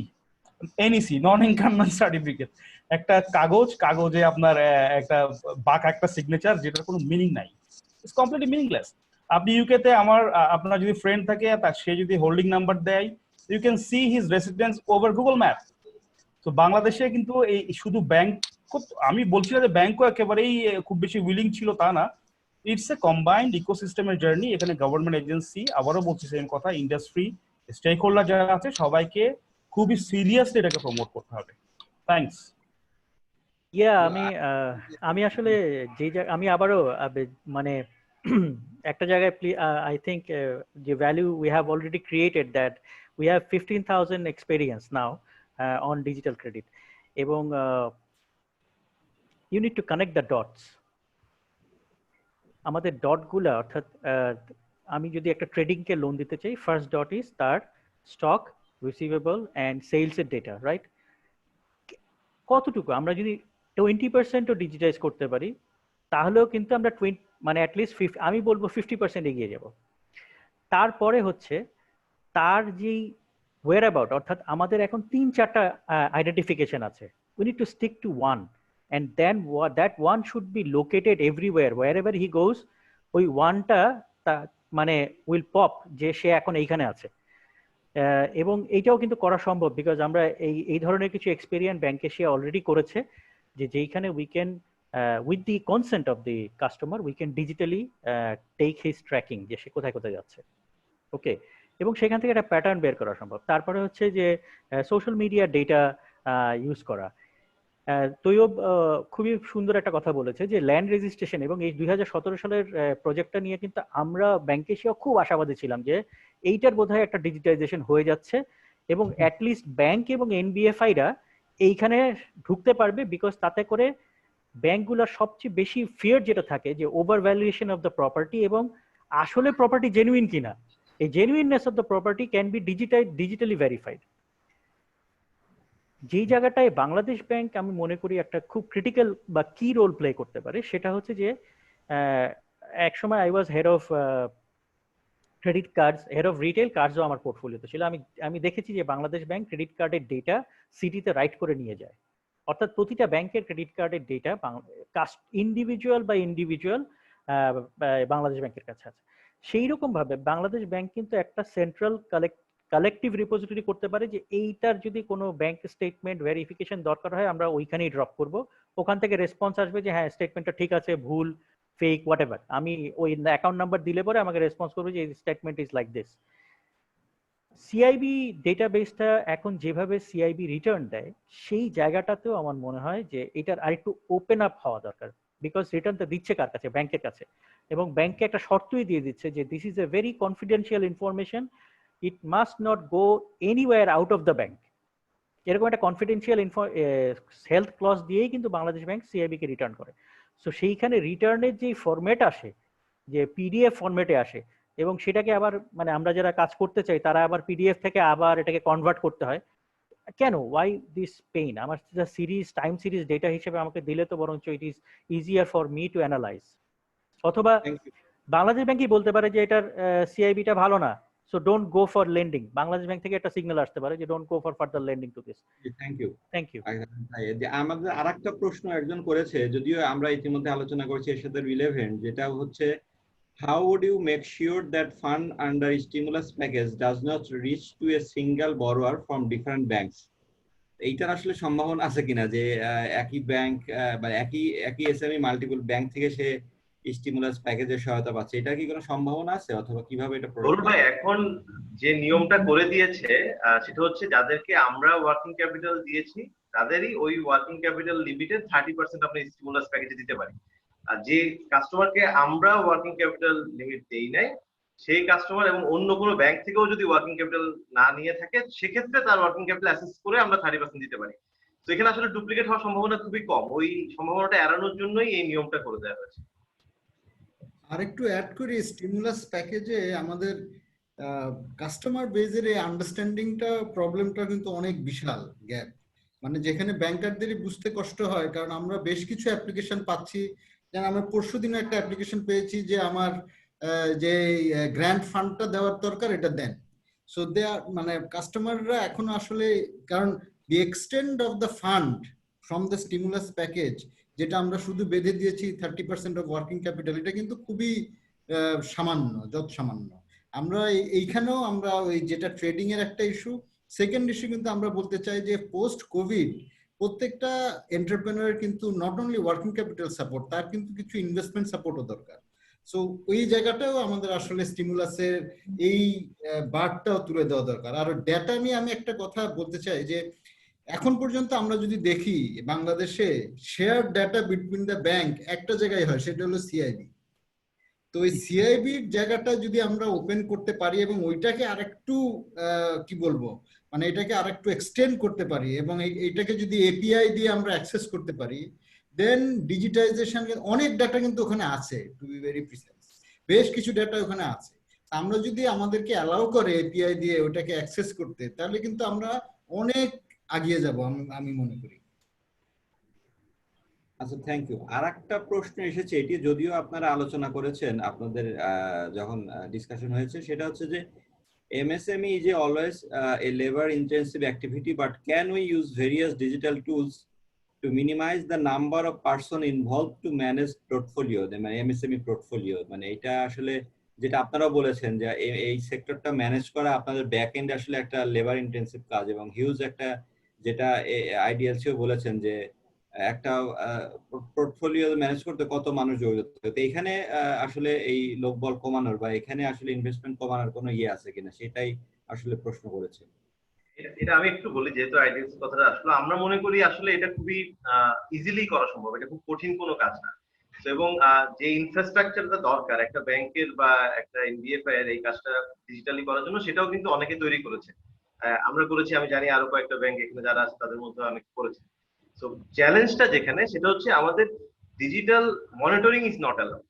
আমি একটা উদাহরণ দিই, আমরা যখন একটা কাস্টমারকে প্রথমবার অনবোর্ড করছি, যেটা সবাই বারবার বললেন যে এখন তো আমরা ওই যে ইকেওয়াইসি শুরু হয়েছে, তো একটা পার্ট হয়তোবা ওখানে এটা একটু এক্সপ্যান্ড করলে একটা পার্ট ওখানে অ্যাড্রেস হবে। সিআইবি তে যদি আমাদের সিআইবি সার্ভারের সাথে এপিআই কানেকশন দিয়ে আমরা যদি পুরো প্রসেসটাকে অটোমেট করতে পারি, তাহলে সেখানে আমাদের একটা পার্ট অটোমেট হবে। এগুলো কিন্তু অনেক আমাদের আসলে ফিজিক্যাল অ্যাক্টিভিটি কমায় দিবে, মানুষের রিকোয়ারমেন্ট বা একটা মানুষ অনেক বেশি কাজ তখন করতে পারবে। এরপর পিরিয়ডিক রিভিউর জন্য একটা বড় সমস্যা যেটা স্পেসিফিক টু এনবিএফআইস, এটা হচ্ছে আমাদের সাথে কোনো ট্রানজাকশন অ্যাকাউন্ট কাস্টমারের থাকে না। তো আমরা কাস্টমারের পিরিয়ডিক রিভিউ করতে হলে একমাত্র উপায় হচ্ছে কাস্টমারের কাছে গিয়ে সশরীরে তার ব্যবসা দেখা, অথবা তার কাছ থেকে আবার ব্যাংক স্টেটমেন্ট চাওয়া, অথবা তার কাছ থেকে আবার সিআইবি আন্ডারটেকিং নিয়ে একটা সিআইবি চেক করা। এছাড়া আমাদের কোনো ডিজিটাল টুল নাই। আমরা এতক্ষণ যে কথাগুলো বললাম, আমরা যদি এই কাজগুলো করতে পারি, ফর এক্সাম্পল সিআইবি রিকোয়েস্টটা যদি এটা কাস্টমার কাছ থেকে আমি ডিজিটাল কনসেন্ট নিই, সেটা যদি অ্যাকসেপ্টেড হয়, সেটা যদি আমি ডিজিটালি চেক করতে পারি, বিভিন্ন ব্যাংকের মধ্যে ডেটা শেয়ারিং, সেটা যদি ইনফ্যাক্ট শুধু ব্যাংকের মধ্যে না, আমি বলবো যে এখন আমাদের ইউটিলিটি বিল, যে গভর্নমেন্টের যে ডেটাবেজ আছে, utility bill payment history, that's a very important data, যেটা আমরা আসলে সবসময় ইউজ করতে পারি না। আমি বলবো আমাদের ইন্স্যুরেন্স কোম্পানিগুলোর কাছে অনেক ডেটা আছে, আমাদের বিভিন্ন রেগুলেটরের কাছে যেমন ইলেকশন কমিশনের কাছে আছে, ব্যাংক সরি মোবাইল কোম্পানিগুলোর কাছে আছে। তো এই ডেটা ডেমোক্রেটাইজেশনের কথা যদি আমরা বলি, ওই ডেটাটা যদি একটা সেন্ট্রাল কোনো জায়গা থেকে, it can be government entity or it can B a government regulated third party, যারা প্রাইভেটলি ফর প্রফিট এই কাজটা করবে উইথ প্রপার সিকিউরিটি, এটা সেন্ট্রাল রিপোজিটরি থেকে যদি এই ডাটাগুলো আমরা নিতে পারি, তাহলে কিন্তু ফিজিক্যাল মনিটরিং বলেন আর ফিজিক্যালি ডকুমেন্ট চেক করা বলেন, এবং ওভারঅল আমাদের যে অপারেটিং এক্সপেন্ডিচার সেটা কমে যাবে। এবং এটার জন্য আমি শিওর 100টা ব্যাংক এবং এনবিএফআই এর মধ্যে অ্যাটলিস্ট 5-7টা অলরেডি রেডি আছে এই কাজ করতে। আচ্ছা, থ্যাংক ইউ। আরেকটা আমার প্রশ্ন এখানে এসেছে। ও, কিছু আপনি যোগ করতে যাচ্ছেন কামরুল ভাই? জি, আপনার মাইক্রোফোনটা মিউট। জি জি, হ্যাঁ, আবার মিউট হয়ে গেছে, আবার মিউট হয়ে।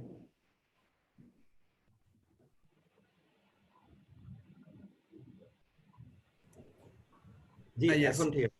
জি জি, আচ্ছা, আমি জাস্ট একটা কথা বলতে, এই ডিজিটালাইজেশনের কিন্তু right in the first year, second year, third ইয়ারে আপনি কিন্তু 100% অ্যাচিভ করতে পারবেন না, just achieve 30%, 40%।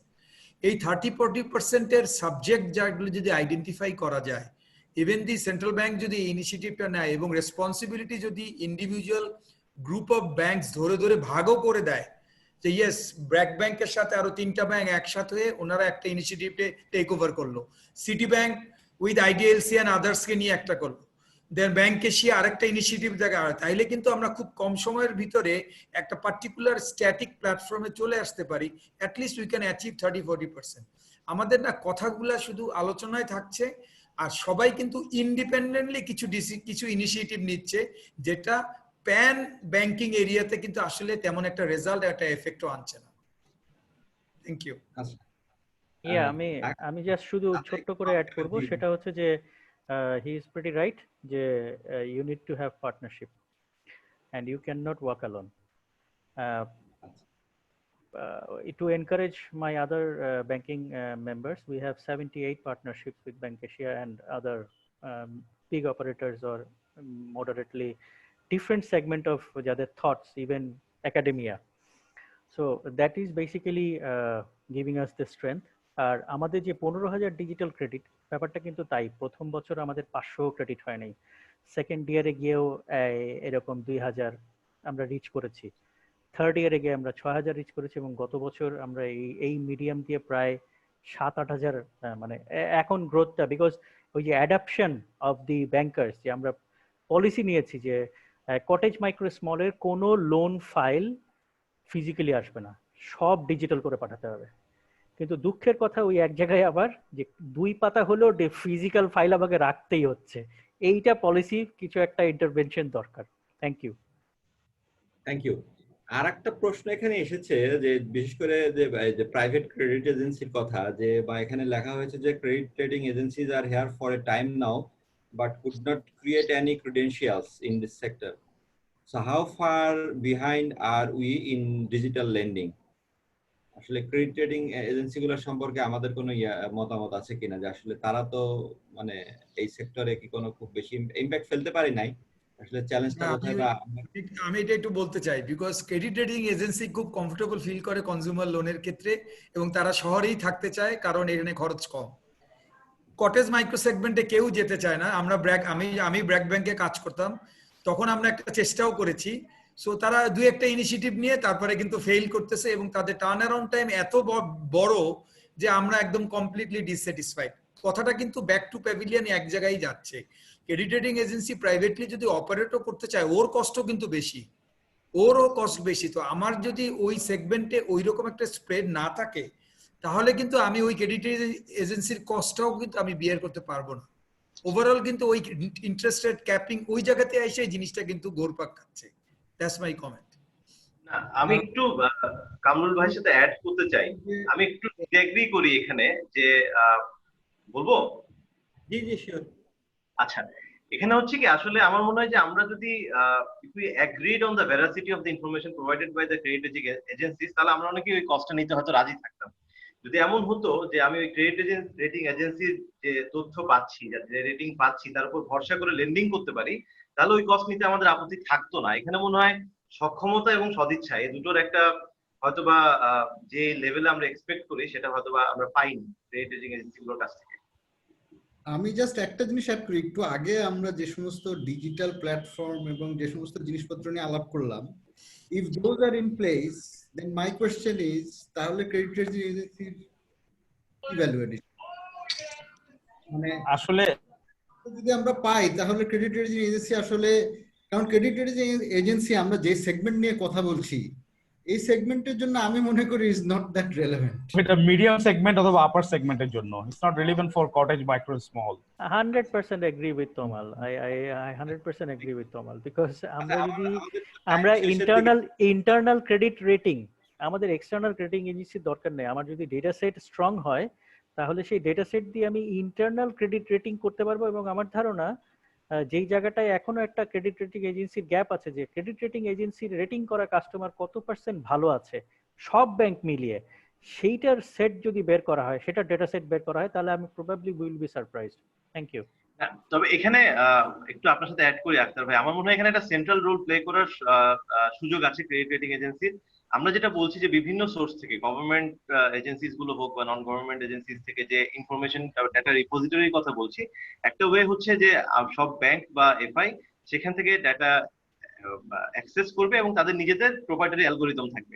That is of course can be done, but at the same time আমরা যদি যে কোনো উন্নত ইকোনমির দিকে তাকাই, ইভেন আমরা যদি ইন্ডিয়ার দিকেও তাকাই, এখানে কিন্তু একটা সেন্ট্রাল বডি থাকে বা কয়েকটা সেন্ট্রাল কম্পিটিং এজেন্সিস থাকে যারা একটা রেটিং প্রোভাইড করে, এবং সহজ লোনগুলো কিন্তু ওই রেটিং এর বেসিসে করা যায়।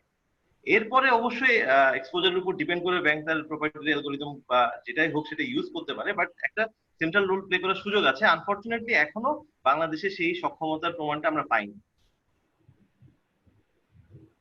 Thank you. আমাদের শেষ করতে হবে, টাইম যেহেতু আমাদের শেষের দিকে চলে আসছে। তো আমাদের লাস্ট রাউন্ড আমাদের প্যানেলিস্টের জন্য, আপনারা যদি 1 মিনিটে, আমরা যে সিরিয়ালে শুরু করেছিলাম, তো সেই সিরিয়ালে 1 মিনিটে যদি আপনাদের ফাইনাল এবং আপনার কাছে টপ প্রায়োরিটি রিকমেন্ডেশনসটা বলেন, পলিসি রিকমেন্ডেশনস আর আদার রিকমেন্ডেশনস, তাইলে প্রত্যেকজন 1 মিনিট করে টাইম। তো আমরা ব্র্যাক ব্যাংক থেকে শুরু করি।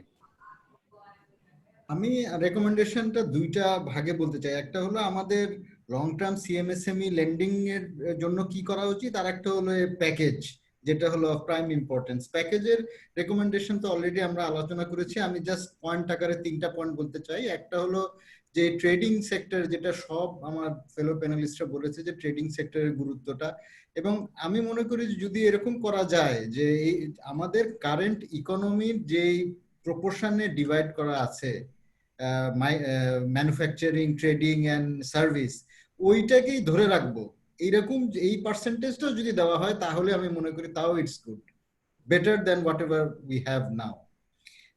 সেকেন্ড অন দ্য প্যাকেজ হলো, যেটা হলো শুধু ওয়ার্কিং ক্যাপিটালের মধ্যে সীমাবদ্ধ না রেখে এখানে কিন্তু ওর ইনভেস্টমেন্টও প্রয়োজন। সো ওইটাতেও যাতে আমরা একটু এমফাসাইজ দিই যে ইনভেস্টমেন্ট ফাইন্যান্সিংও যাতে করা যায়। সো এই দুইটা মেজর অন প্যাকেজ। আর থার্ড অন প্যাকেজ ইজ এই লেন্ডারদের জন্য একটা credit guarantee scheme with a very minimal fee. কারণ এই 9% রেট ক্যাপ এনভায়রনমেন্টে যদি 2% কথা শুনছি, যে 2% যদি প্রিমিয়াম চার্জ করে, then that is not viable for banks. So আর একটু কম প্রিমিয়ামে যদি একটা ক্রেডিট গ্যারান্টি স্কিম দেওয়া হয়, তাহলে আমি মনে করি এই তিনটা একসাথে করলে আমরা খুবই দ্রুততার সাথে ফান্ডগুলি আমাদের এন্ড ইউজারের কাছে পৌঁছাতে পারবো। এটা হলো with regards to the package. এখন আর সিএমএসএমই ফিউচার যদি বলি, আমরা এখানে বেশ কিছু প্রোগ্রেসিভ আলাপ আলোচনা করেছি। বেসিক্যালি ওমর যেটা বলেছে ভেরি, মানে কি বলবো, টাইমলি, কারণ আমরা এখন যেই মানে আমাদের আসলে কোলাবোরেশনের প্রচন্ড গ্যাপ রয়েছে এবং উই শুড কোলাবোরেট মোর। এবং এখানে আমি মনে করি সবচেয়ে বড় রোল প্লে করবে আমাদের regulator, central bank, because they are the only one who can actually impose something on us. Mandatorily we have to supply information. So আমি মনে করি যে এখানে ওই সেন্ট্রাল ব্যাংকে যদি আরো কিছু ওই ডেটা সায়েন্টিস্ট সেন্ট্রাল ব্যাংকই রিক্রুট করে, বা সেন্ট্রাল ব্যাংকই যদি কোনো একটা এজেন্সির সাথে কোলাবোরেট করে, দেন অনলি আমরা একটা মানে ডিজিটাল ইনফ্রাস্ট্রাকচারের দিকে যেতে পারবো এবং আমাদের কস্ট কমে আসবে, লেন্ডিংটা তাড়াতাড়ি হবে। আর আরেকটা যেটা বলা হচ্ছিল যে আমাদের কোলাট্রাল রেজিস্ট্রি, এই কোলাট্রাল রেজিস্ট্রিটা কিন্তু আসলে এটা ডিজিটাইজ করা কোনো ব্যাপার না। এটা কোনো ব্যাপারই না, বাট এটা খালি সদিচ্ছার অভাব। বিকজ এটা যদি আমরা ডিজিটাইজ করি, অনেক লোক না খেয়ে মারা যাবে যারা ওই ইয়েতে চাকরি করে, কি বলে, তফসিল অফিসে চাকরি করে। So I think we should এটা অন্য জায়গায় গিয়ে উই হ্যাভ টু উপর লেভেল থেকে ইন্টারভেন করে এই জিনিসটাকে করে ফেলতে হবে। এবং এটা যদি না করি, ভবিষ্যতে আমরা আসলে টিকে থাকাটা সমস্যা হবে। এবং আমরা এই যে সমস্ত যত ইনিশিয়েটিভের কথা বলছি, এগুলা কিন্তু আলোর মুখ দেখবে না। সো আমি মনে করি যে আমরা এই যে আজকে ওয়েবিনার হলো, এটা রেকমেন্ডেশনটা আমরা গভর্নমেন্টের উচ্চ পর্যায়ে নিয়ে যাব এবং এই সমস্ত ইনিশিয়েটিভগুলি, ডিজিটাল ইনিশিয়েটিভগুলি স্পেশালি যাতে ত্বরান্বিত হয়, সেই ব্যাপারে আমরা একটু চেষ্টা করব। Thank you. সিটি ব্যাংক 1 মিনিটে যদি একটু শেষ করেন। জি কামরুল ভাই, আপনি আবার মিউট হয়ে গেছে। আচ্ছা, আমার ডিজিটালাইজেশনের ক্ষেত্রে রিকমেন্ডেশন হলো আমরা খুব বেশি প্রোগ্রেসিভ চিন্তা না করি, এবং খুব বেশি প্রোগ্রেসিভ হলে আমাদের আলোর মুখ কিন্তু কোনোটাই দেখে না। আমরা 3টা ইনিশিয়েটিভ নেই, 3টা মেইন মানে সাবজেক্টকে নেই, এবং কমার্শিয়াল ব্যাংক যারা কাজ করছে 3টা ইনিশিয়েটিভের জন্য 3টা গ্রুপ তৈরি করে দেই, and central bank will be the on the top, they will monitor. এখানে যদি কোনো সাপোর্ট সার্ভিস যে কোনো কেউ কাছ থেকে লাগে, even financing from IFC, world bank, অন্য কোনো গ্রুপ থেকে লাগে, তারা অ্যারেঞ্জ করুক। এই 3টা ইনিশিয়েটিভ আমরা একটা বছরে বাস্তবায়ন করি, তাহলে আমরা মনে হয় 30% ডিজিটালাইজেশন আমরা যেতে পারবো। তারপরে আমরা নেক্সট স্টেপটা যাই। This is number 1। Regarding credit guarantee scheme, শুধু কোভিড সিচুয়েশনই নয়, যে দেশের এমএসএমই সেক্টরটাই আসলে দেশের অর্থনীতির চালিকা শক্তি, সেই জায়গায় একটা ক্রেডিট গ্যারান্টি স্কিম এখন পর্যন্ত বাংলাদেশে হয় নাই। যেটা আমরা পেয়েছি 2% আপফ্রন্ট পে করতে হবে with interest cap of 9%। Generally credit guarantee স্কিমে আপফ্রন্টটা কম থাকে এবং প্রতি বছর একটা সুপারভাইজারি ফি থাকে, বাট আমরা এখানে দেখলাম প্রতি বছরই এন্ড অফ দ্য ডিসেম্বর আপনার আউটস্ট্যান্ডিং এর উপর 2% দিতে হবে। এইটা আসলে কেউই ইন্টারেস্টেড হবে না। স্টিমুলাস প্যাকেজের ব্যাপারে তমাল ভাইও বলেছেন, অন্যরাও বলেছেন, এই 30% অফ দি অপারেটিং এক্সপেন্সেস, কারণ এমএসএমইর ক্ষেত্রে আসলে এদের এই ফাইন্যান্সিয়াল স্টেটমেন্ট বা এই ধরনের কোনো ডকুমেন্টেশন আসলেই নাই। সো এরকম অপারেটিং এক্সপেন্সে 30%, এইটা এত কিছু করে আসলে কিন্তু দেওয়া যাবে না। এবং অবভিয়াসলি ওয়ার্কিং ক্যাপিটালটাকে টার্ম লোনও নেওয়া উচিত, কারণ আমরা স্মলের লেন্ডারকে কিন্তু ওয়ার্কিং ক্যাপিটালই দেই in the form of term loan. Are working capital দেওয়ার জন্য এনবিএফআই কিন্তু আটকায় গেছে, তারা কিন্তু এই স্টিমুলাস প্যাকেজের ফান্ডিং এ যেতে পারছে না। That's my recommendation on 3 points. জি আইডিএলসি। জি, আমি শর্ট টার্মে যদি ডিজিটাল ফাইন্যান্সের কথা বলি, শর্ট টার্মে অ্যাচিভেবল যেটা চাই করা হোক, সেটা হচ্ছে সিআইবি সার্ভারটাতে এপিআই কানেক্টিভিটি দেওয়া। এটা আমাদের সবারই দাবি, আমার ধারণা এটা খুব কম সময়ে করা সম্ভব। মিডিয়াম টার্মে আমি যেটা বলেছি যে এই 3 মাসে 6 মাসে না হলেও আমাদের ডিজিটাল কনসেন্ট অ্যাকনলেজ করা এবং এটার এগেইনস্টে বা এটাকে লিগ্যাল প্রোটেকশন দেওয়া। সো ডিজিটাল কনসেন্টে আমরা যে কাজ করবো সেটা লিগ্যাল প্রোটেকশন থাকতে হবে। এরপর লং টার্ম বা আরো হয়তো বা একটা মাইলস্টোন নিয়ে আমাদের যে কাজটা করতে হবে, যেটা আমি বারবারই বলে আসছি, আমাদের একটা সেন্ট্রাল ডিপোজিটরি দরকার। CIB is only one source of information that is being obtained from the banks. সেরকম আরো অনেক sources of information আছে, ইউটিলিটি বিলস আছে, মোবাইল ডাটা আছে, এছাড়া যে যে গভর্নমেন্ট সার্ভিসেস একজন কাস্টমার নেন, এবং এখন কিন্তু সবকিছুই কানেক্টেড একটা এনআইডি দিয়ে অথবা একটা ইপিন দিয়ে সব ইনকাম ট্যাক্সের ডাটা থেকে শুরু করে এভরিথিং, সঞ্চয়পত্র কত টাকা আছে সবকিছুই কিন্তু ট্র্যাক করা যায়। তো এই সেন্ট্রাল রিপোজিটরি আমার মনে হয় যে লং টার্ম মানে 10 বছর না, আগামী 2-3 বছরে যদি এরকম কিছু একটা করা যায়, আমার মনে হয় আমরা অনেক বড় একটা লিপ নিতে পারবো। ধন্যবাদ, 1 মিনিটে শেষ করলাম। Thank you. প্রাইম ব্যাংক জি। জি, থ্যাংক ইউ। আমার কয়েকটা রিকমেন্ডেশন আছে যেগুলো আমি এতক্ষণ হয়তো আলোচনায় আসেনি বিভিন্ন সময়ে। একটা পার্টিকুলার রিকমেন্ডেশন হচ্ছে ন্যানো ফাইন্যান্সিং এর একটা পলিসি ফর্মুলেট করা। ন্যানো কিচেন মার্কেট অথবা আপনার ধরুন এফ কমার্স বেস যারা ব্যবসা করে, মহিলা উদ্যোক্তা, যেখানে trade licence is a big hurdle. Okay, so আমরা ট্রেড লাইসেন্স ছাড়া কিভাবে এসএমই ফাইন্যান্সিং এ অন্তর্ভুক্ত করা যায় এটা একটু চিন্তা করার বিষয় আছে পলিসি লেভেলে। এটা এক। দ্বিতীয় হচ্ছে কোভিড-19 ইম্প্যাক্ট, যেটা এটার জন্য আমার সুনির্দিষ্ট দুটো প্রস্তাব আছে। আমাদের যে স্পেশাল রিশিডিউল প্যাকেজ চালু করা উচিত ফর সিএমএসএমই, যেটা আমরা গত বছরে লার্জ বড়দেরকে দিয়েছি 2% ডাউন পেমেন্ট দিয়ে 10 বছরের জন্য রিপেমেন্টের একটা অপরচুনিটি। বাট সিএমএসএমই এর ক্ষেত্রে এই পর্যন্ত এই ধরনের কোনো কিছুই আসেনি। সো একটা reasonable let's say 0 down payment 3 থেকে 5 বছরের সময় যদি দেওয়া হয় যারা রিয়েলি এফেক্টেড, এবং এটা অনেক কাজে আসবে। সো এটা একটা প্রস্তাব। সেকেন্ড প্রস্তাব হচ্ছে লোন ক্লাসিফিকেশনের যে বাংলাদেশ ব্যাংকের সার্কুলার দিয়ে জুন পর্যন্ত বন্ধ করেছে, এটা এসএমইর জন্য সেপ্টেম্বর পর্যন্ত, মিনিমাম সেপ্টেম্বর পর্যন্ত এক্সটেন্ড করা হোক। এটা দ্বিতীয় প্রস্তাব। থার্ড প্রস্তাব হচ্ছে ক্রেডিট গ্যারান্টি স্কিমের অবশ্য বাংলাদেশ ব্যাংক একটা মহৎ উদ্যোগ ডেফিনেটলি। এখানে আমরা সবাই মিলে যদি কনসালটেটিভ ওয়েতে এটাকে ডিভাইস করি, এটা আমিও দেখেছি, আমার কাছেও এসেছিল প্রাইম ব্যাংকে। সো ওই যে ক্রাইটেরিয়া কন্ডিশন গুলো আমরা যদি একটা ডিসকাশন সেশনে সবাই বসি, তাহলে মনে হয় এটা ঠিক হয়ে মানে বেটার শেপ আমরা নিয়ে আসতে পারবো। লাস্টলি শুরুতে যে কথাটা বলছিলাম যে ডিজিটাল ইকোসিস্টেম, এটা কিন্তু একটা জার্নি, এটা কমিট করতে হবে। হ্যাঁ, আগে নিজেকে ঠিক হতে হবে। আমি যদি রিনিউয়ালে 10 পৃষ্ঠার মেমো চাই, তাহলে আমি ডিজিটালিজমে বিশ্বাস করি না। Okay, first I have to believe. এবং ইকোসিস্টেমে যে রোড ব্লক গুলো আছে এগুলোকে অ্যাড্রেস করার জন্য, যেটা শুরুতেও বলছিলাম, ইন্ডাস্ট্রি, একাডেমিয়া, এফআই এবং আপনার মিডিয়া প্লাস বিভিন্ন সেক্টরাল রিপ্রেজেন্টেশন নিয়ে গভর্নমেন্ট এজেন্সি সহ যদি ন্যাশনাল লেভেলে কিছু একটা করা যায় ফর লং টার্ম।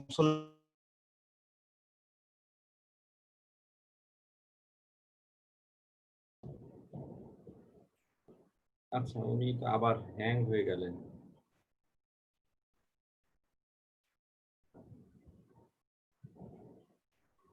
আচ্ছা, আমরা ব্যাংক এশিয়ার কাছে যাই। লাস্ট 1 মিনিটে। Yes, 1 minute. আমার মনে হয় যে আমাদের প্যানেলিস্টরা they have covered many areas. I was basically searching through আসলে কি আর শেষে কি বলবো, কিন্তু আমি একটা প্রবলেম আমি যখন এসএমই হেড ছিলাম তখন আমাকে বারবার হন্ট করতে আমি ভুলে গিয়েছিলাম। সেটা হচ্ছে যে কটেজ মাইক্রো স্মল বাদ দিলাম, কটেজ মাইক্রো এন্টারপ্রেনাররা অনেক সময় রেসিডেন্সিয়াল এরিয়া থেকে তারা দে অপারেট দ্য বিজনেস, এবং রেসিডেন্সিয়াল এরিয়াতে ট্রেড লাইসেন্স পাওয়া, এনভায়রনমেন্ট ক্লিয়ারেন্স সার্টিফিকেট পাওয়া, ইট ইজ ইম্পসিবল বিকজ ইস্যুই হয় না। সো এইখানে পলিসি একটা ইন্টারভেনশন দরকার যে তারা যদি কটেজ মাইক্রো ব্যবসার অন্তর্ভুক্ত হয়, রেসিডেন্সিয়াল এরিয়াতে হলেও তাদের জন্য ওই রকম ক্যাটাগরির কোনো একটা ট্রেড লাইসেন্স তাদেরকে দিতে হবে। এটা ডিজিটাইজেশনের পার্টটা পরে, বাট আগে তাকে বৈধভাবে রেকগনাইজ করা যে হ্যাঁ হি ইজ অ্যান এন্টারপ্রেনার যে কটেজ এবং মাইক্রো ব্যবসার সাথে জড়িত। তো এইখানে কিন্তু ওদের রেকগনিশন ক্রাইসিসে পড়ে যায়, তখন কিন্তু ব্যাংক, ফাইন্যান্সিয়াল ইনস্টিটিউশন তারাও তাকে ফাইন্যান্স দেওয়ার জন্য আগানোর ক্রাইসিসে পড়ে যায়। সো এই জায়গায় একটা পলিসি ইন্টারভেনশন খুব সিরিয়াসলি দরকার। এনভায়রনমেন্টাল ক্লিয়ারেন্স সার্টিফিকেট বেশ জটিল একটি ডকুমেন্ট, এটাকে আরেকটু সহজীকরণ দরকার। এটা অত্যন্ত জটিল একটি ডকুমেন্ট, এবং এটা রিনিউয়ালও জটিল, সেটাও সহজীকরণ করা দরকার। আর হচ্ছে যে আমাদের ব্যাংকগুলো হচ্ছে বাংলাদেশ সরকার কর্তৃক অনুমোদিত একটি প্রতিষ্ঠান।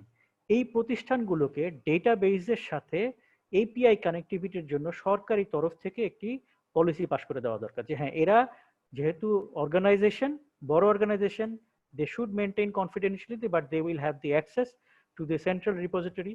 প্রধানমন্ত্রীর ডিজিটাল বাংলাদেশের একটা বড় অংশ কিন্তু উনি সেক্রেটারিয়েটকে ডিজিটাইজ করে ফেলেছেন। আমার ধারণা ওয়ার্ক অর্ডার ফাইন্যান্সিং ও ডিজিটাইজ করে ফেলা কোনো ব্যাপার না। যদি সেরকম হয় এবং ওই ওয়ার্ক অর্ডার ফাইন্যান্সিং কতটুকু কাজ শেষ হয়েছে তার কাছে ডিজিটালি আছে, সেটা যদি ব্যাংককে অ্যাক্সেস দেওয়া হয়, তাহলে ব্যাংক বুঝবে যে এটার ফাইন্যান্সিং এর এগেনস্টে তার সেফটিগুলো কি, তখন সে কিন্তু অনেক বেশি সাহস নিয়ে এগিয়ে আসবে। তাতে করে infrastructural development of the country banking এর সাহসী ব্যাকআপ থাকলে পরে আরো দ্রুত গতিতে আগাবে। সো এই জায়গাগুলোতে আমার মনে হয় যে we need to look into it, and with the vision of the Prime Minister for a digital Bangladesh, we actually need to give digital connection to the relevant businesses, those who can add value to the national economy. Thank you. Thank you সবাইকে। আমরা একেবারে শেষের দিকে। আজকে অনেকগুলা বিষয় এখানে উঠে এসেছে, অনেকগুলো পলিসি রিকমেন্ডেশন, এবং আজকের এই যে পেপারটা তৈরি হবে এই সিরিজ ওয়েবিনার থেকে, এইটা আমরা চেষ্টা করব এখানে যারা আয়োজকরা আছি সবাইকে সাথে নিয়েই এইগুলা পলিসি লেভেলে নেগোসিয়েশন করা, এবং যাতে করে আমরা পজিটিভ কিছু চেঞ্জ আনতে পারি। সবাইকে ধন্যবাদ প্যানেলিস্ট যারা ছিলেন। আপনাকেই ডাকবো। এখন আমাদের মাঝে জাস্ট ক্লোজিং মানে সমাপনী বক্তব্য এবং সবাইকে শুভেচ্ছা ধন্যবাদ জ্ঞাপনের জন্য অনুরোধ করব ডিজিটাল ফাইন্যান্স ফোরাম বাংলাদেশের পক্ষ থেকে রাশেদ ভাইকে। রাশেদ ভাই। ধন্যবাদ প্যানেলিস্ট এবং মডারেটরকে সুন্দরভাবে প্রোগ্রামটি আয়োজন করার জন্য এবং পরিচালনা করার জন্য। আসলে এখানে অনেকগুলো গুরুত্বপূর্ণ পরামর্শ চলে এসেছে, এবং আমাদের কিন্তু এই ওয়েবিনার সিরিজে একটা কংক্রিট উদ্দেশ্য হচ্ছে একটা পলিসি বা ওয়ার্কিং পেপার তৈরি করা, এবং ব্যাকএন্ডে কিন্তু আমাদের বিশাল টিম কাজ করছে আপনাদের এই রিকমেন্ডেশন গুলো নিয়ে। এবং আমাদের ষষ্ঠ যদি আপনি আমাদের প্যানেলটা দেখেন, ওখানে কিন্তু রেগুলেটররা থাকবেন, গভর্নমেন্ট এজেন্সি থাকবে, এবং সেই সাথে সাথে এইটওয়াই থেকে পলিসি অ্যাডভাইজাররা আনিস চৌধুরী নিয়ে থাকবেন, এবং প্রতিমন্ত্রী আমাদের শিক্ষা প্রতিমন্ত্রী উপমন্ত্রী তিনিও থাকবেন ওই প্রোগ্রামে। সুতরাং আমরা আপনাদের সকল রিকমেন্ডেশন সেখানে কনসলিডেট করব। তো এখানে কয়েকটা জিনিস আমার মনে খুব ইম্পর্টেন্ট আমার কাছে মনে হচ্ছে, যেটা আমার ব্যক্তিগত মতামত হিসাবে বলি, যে এখন মনে হয় ডাটা যেটা আমাদের বারবার এসেছে, যে ডাটা কিন্তু অনেক জায়গায় স্ক্যাটার্ড আছে, যেগুলো আমাদের জন্য খুবই দরকার। এক্ষেত্রে আমাদের বর্তমান সময় একটা খুব ইম্পর্টেন্ট ডাটা প্রোটেকশন লটা দরকার। ডাটা প্রোটেকশন যেমন ডাটা প্রোটেক্ট হবে, সেই সাথে ডাটা কাস্টমার কনসেন্টেড ডাটা শেয়ারিং, যে কাস্টমার কনসেন্ট দিলে আমার বিদ্যুৎ বিল, ইলেকট্রিসিটি বিল, বা আমার লোন বা অন্যান্য যে সব তথ্য, ল্যান্ডের তথ্য, এইসব তথ্য ব্যাংক পাবে। সেরকম যদি আমার প্রোটেকশন ল থাকে এবং সেই সাথে কনসেন্ট বেসড ডাটা শেয়ারিং থাকে, তাহলে সেটা ফাইন্যান্সিয়াল ইনস্টিটিউশন জন্য অত্যন্ত দরকার। আর দ্বিতীয়টা হলো সেন্ট্রাল রিপোজিটরি, এটা অত্যন্ত দরকার। তবে একটা জিনিস আমি মনে করি যে সবকিছুতে রেগুলেটর যত সম্ভব ইনভলভ, সব জায়গায় ইনভলভ হওয়া উচিত না। আমার মনে হয় অ্যাজ এ প্রোভাইডার আপনারা যারা আছেন, তারা যদি নিজেরা যদি একটা সলিউশন তৈরি করেন, নিজেরাই যদি তৈরি একটা নিজেরা রিপোজিটরি কিভাবে তৈরি করা যায় সেটা যদি মডেল আপনার তৈরি করে আনেন, বা আপনার নিজেরাই প্রপোজ করেন, তাহলে এইটওয়াই আছে এখানে, এখানে বাংলাদেশ ব্যাংক আছে, সবাই সাপোর্ট করবে, এবং সেটাই সবচেয়ে আইডিয়াল সিনারিও হতে পারে। কারণ যখন একটা চাপিয়ে দেওয়া হয়, তার থেকে সবচেয়ে ভালো হবে যদি আপনারা যেটা মার্কেট ডিমান্ড, আমরা যেটা বলি যে ডিমান্ড সাইড থেকে কোনো কিছু যদি আসে, সেটা মোস্ট ইফেক্টিভ হবে। আর কোলেটারাল রেজিস্ট্রি কাজটা কিন্তু বাংলাদেশ ব্যাংকে চলছে, সেটা আপনাদের জন্য অনেকটু হেল্পফুল হবে। সেটি কোলেটারাল কারণ একই অ্যাসেট অনেক জায়গায় মর্টগেজ দেওয়া হয়, এবং সেটা ক্ষেত্রে অনেক ফ্রডের ঘটনাও ঘটে। সেটি আপনাদের জন্য একটা বড় হেল্প করবে বলে আমাদের ধারণা। এবং আমাদের যেটা সিআইবির এপিআই কানেক্টিভিটি, সেটা অত্যন্ত ইম্পর্টেন্ট একটা সাজেশন, এবং এটা অবশ্যই করা সম্ভব। আমার ধারণা আপনারা যে আমাদের সাজেশন এটা অবশ্যই থাকবে, এবং শেষ সেশনে এটা আলোচনা করা হবে।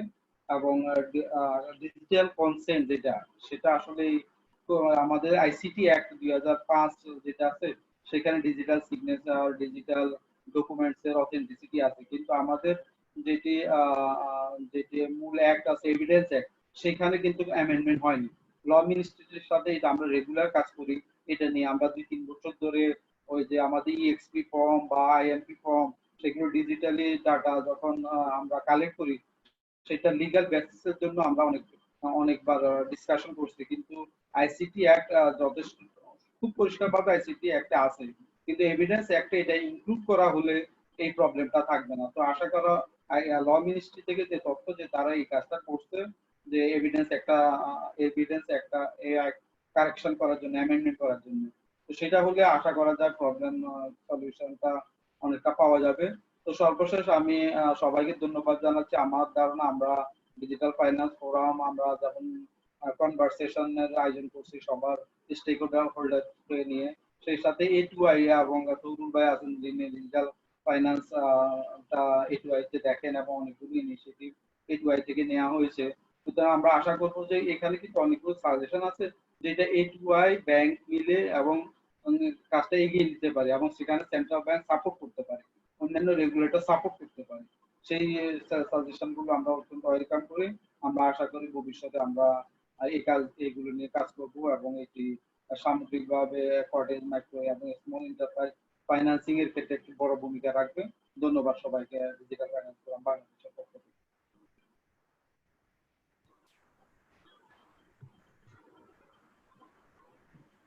তরুল ভাই আপনি হ্যাঁ। ধন্যবাদ রাশেদ ভাই। তো এবং সবাইকে আজকে যারা এখানে উপস্থিত ছিলেন, এই এখানে তো আসলে শ্রোতা হিসাবে উপস্থিত সবাই, যেহেতু পুরাটা ডিজিটাল। ধন্যবাদ আমাদেরকে প্যানেলিস্টদেরকে, তাদের অনেকগুলা মানে অনেকগুলো সাজেশন আমরা পেয়েছি যেগুলা নিয়ে আসলেও পলিসি লেভেলে এবং সরকারের মধ্যে কাজ করার সুযোগ আছে। কিছু কিছু আলোচনা অলরেডি শুরু হয়েছে, সেগুলোকে আমরা আরো সামনের দিকে নিয়ে যেতে চাই এবং কিছু কিছু আলোচনা হয়তো শুরু করতে হবে। তো আমরা চেষ্টা করব সেই বিষয়গুলোকে সামনের দিকে এগিয়ে নিয়ে যাওয়ার। সবাইকে ধন্যবাদ। আজকে আমাদের এই ওয়েবিনার এখানে শেষ হচ্ছে। আশা করি আপনারা সবাই আবার আমাদের পরবর্তী এপিসোড, যেটা আগামী শনিবারে একই টাইমে, সেখানে যোগ দিবেন। সবাই ভালো থাকবেন। আসসালামু আলাইকুম। ধন্যবাদ।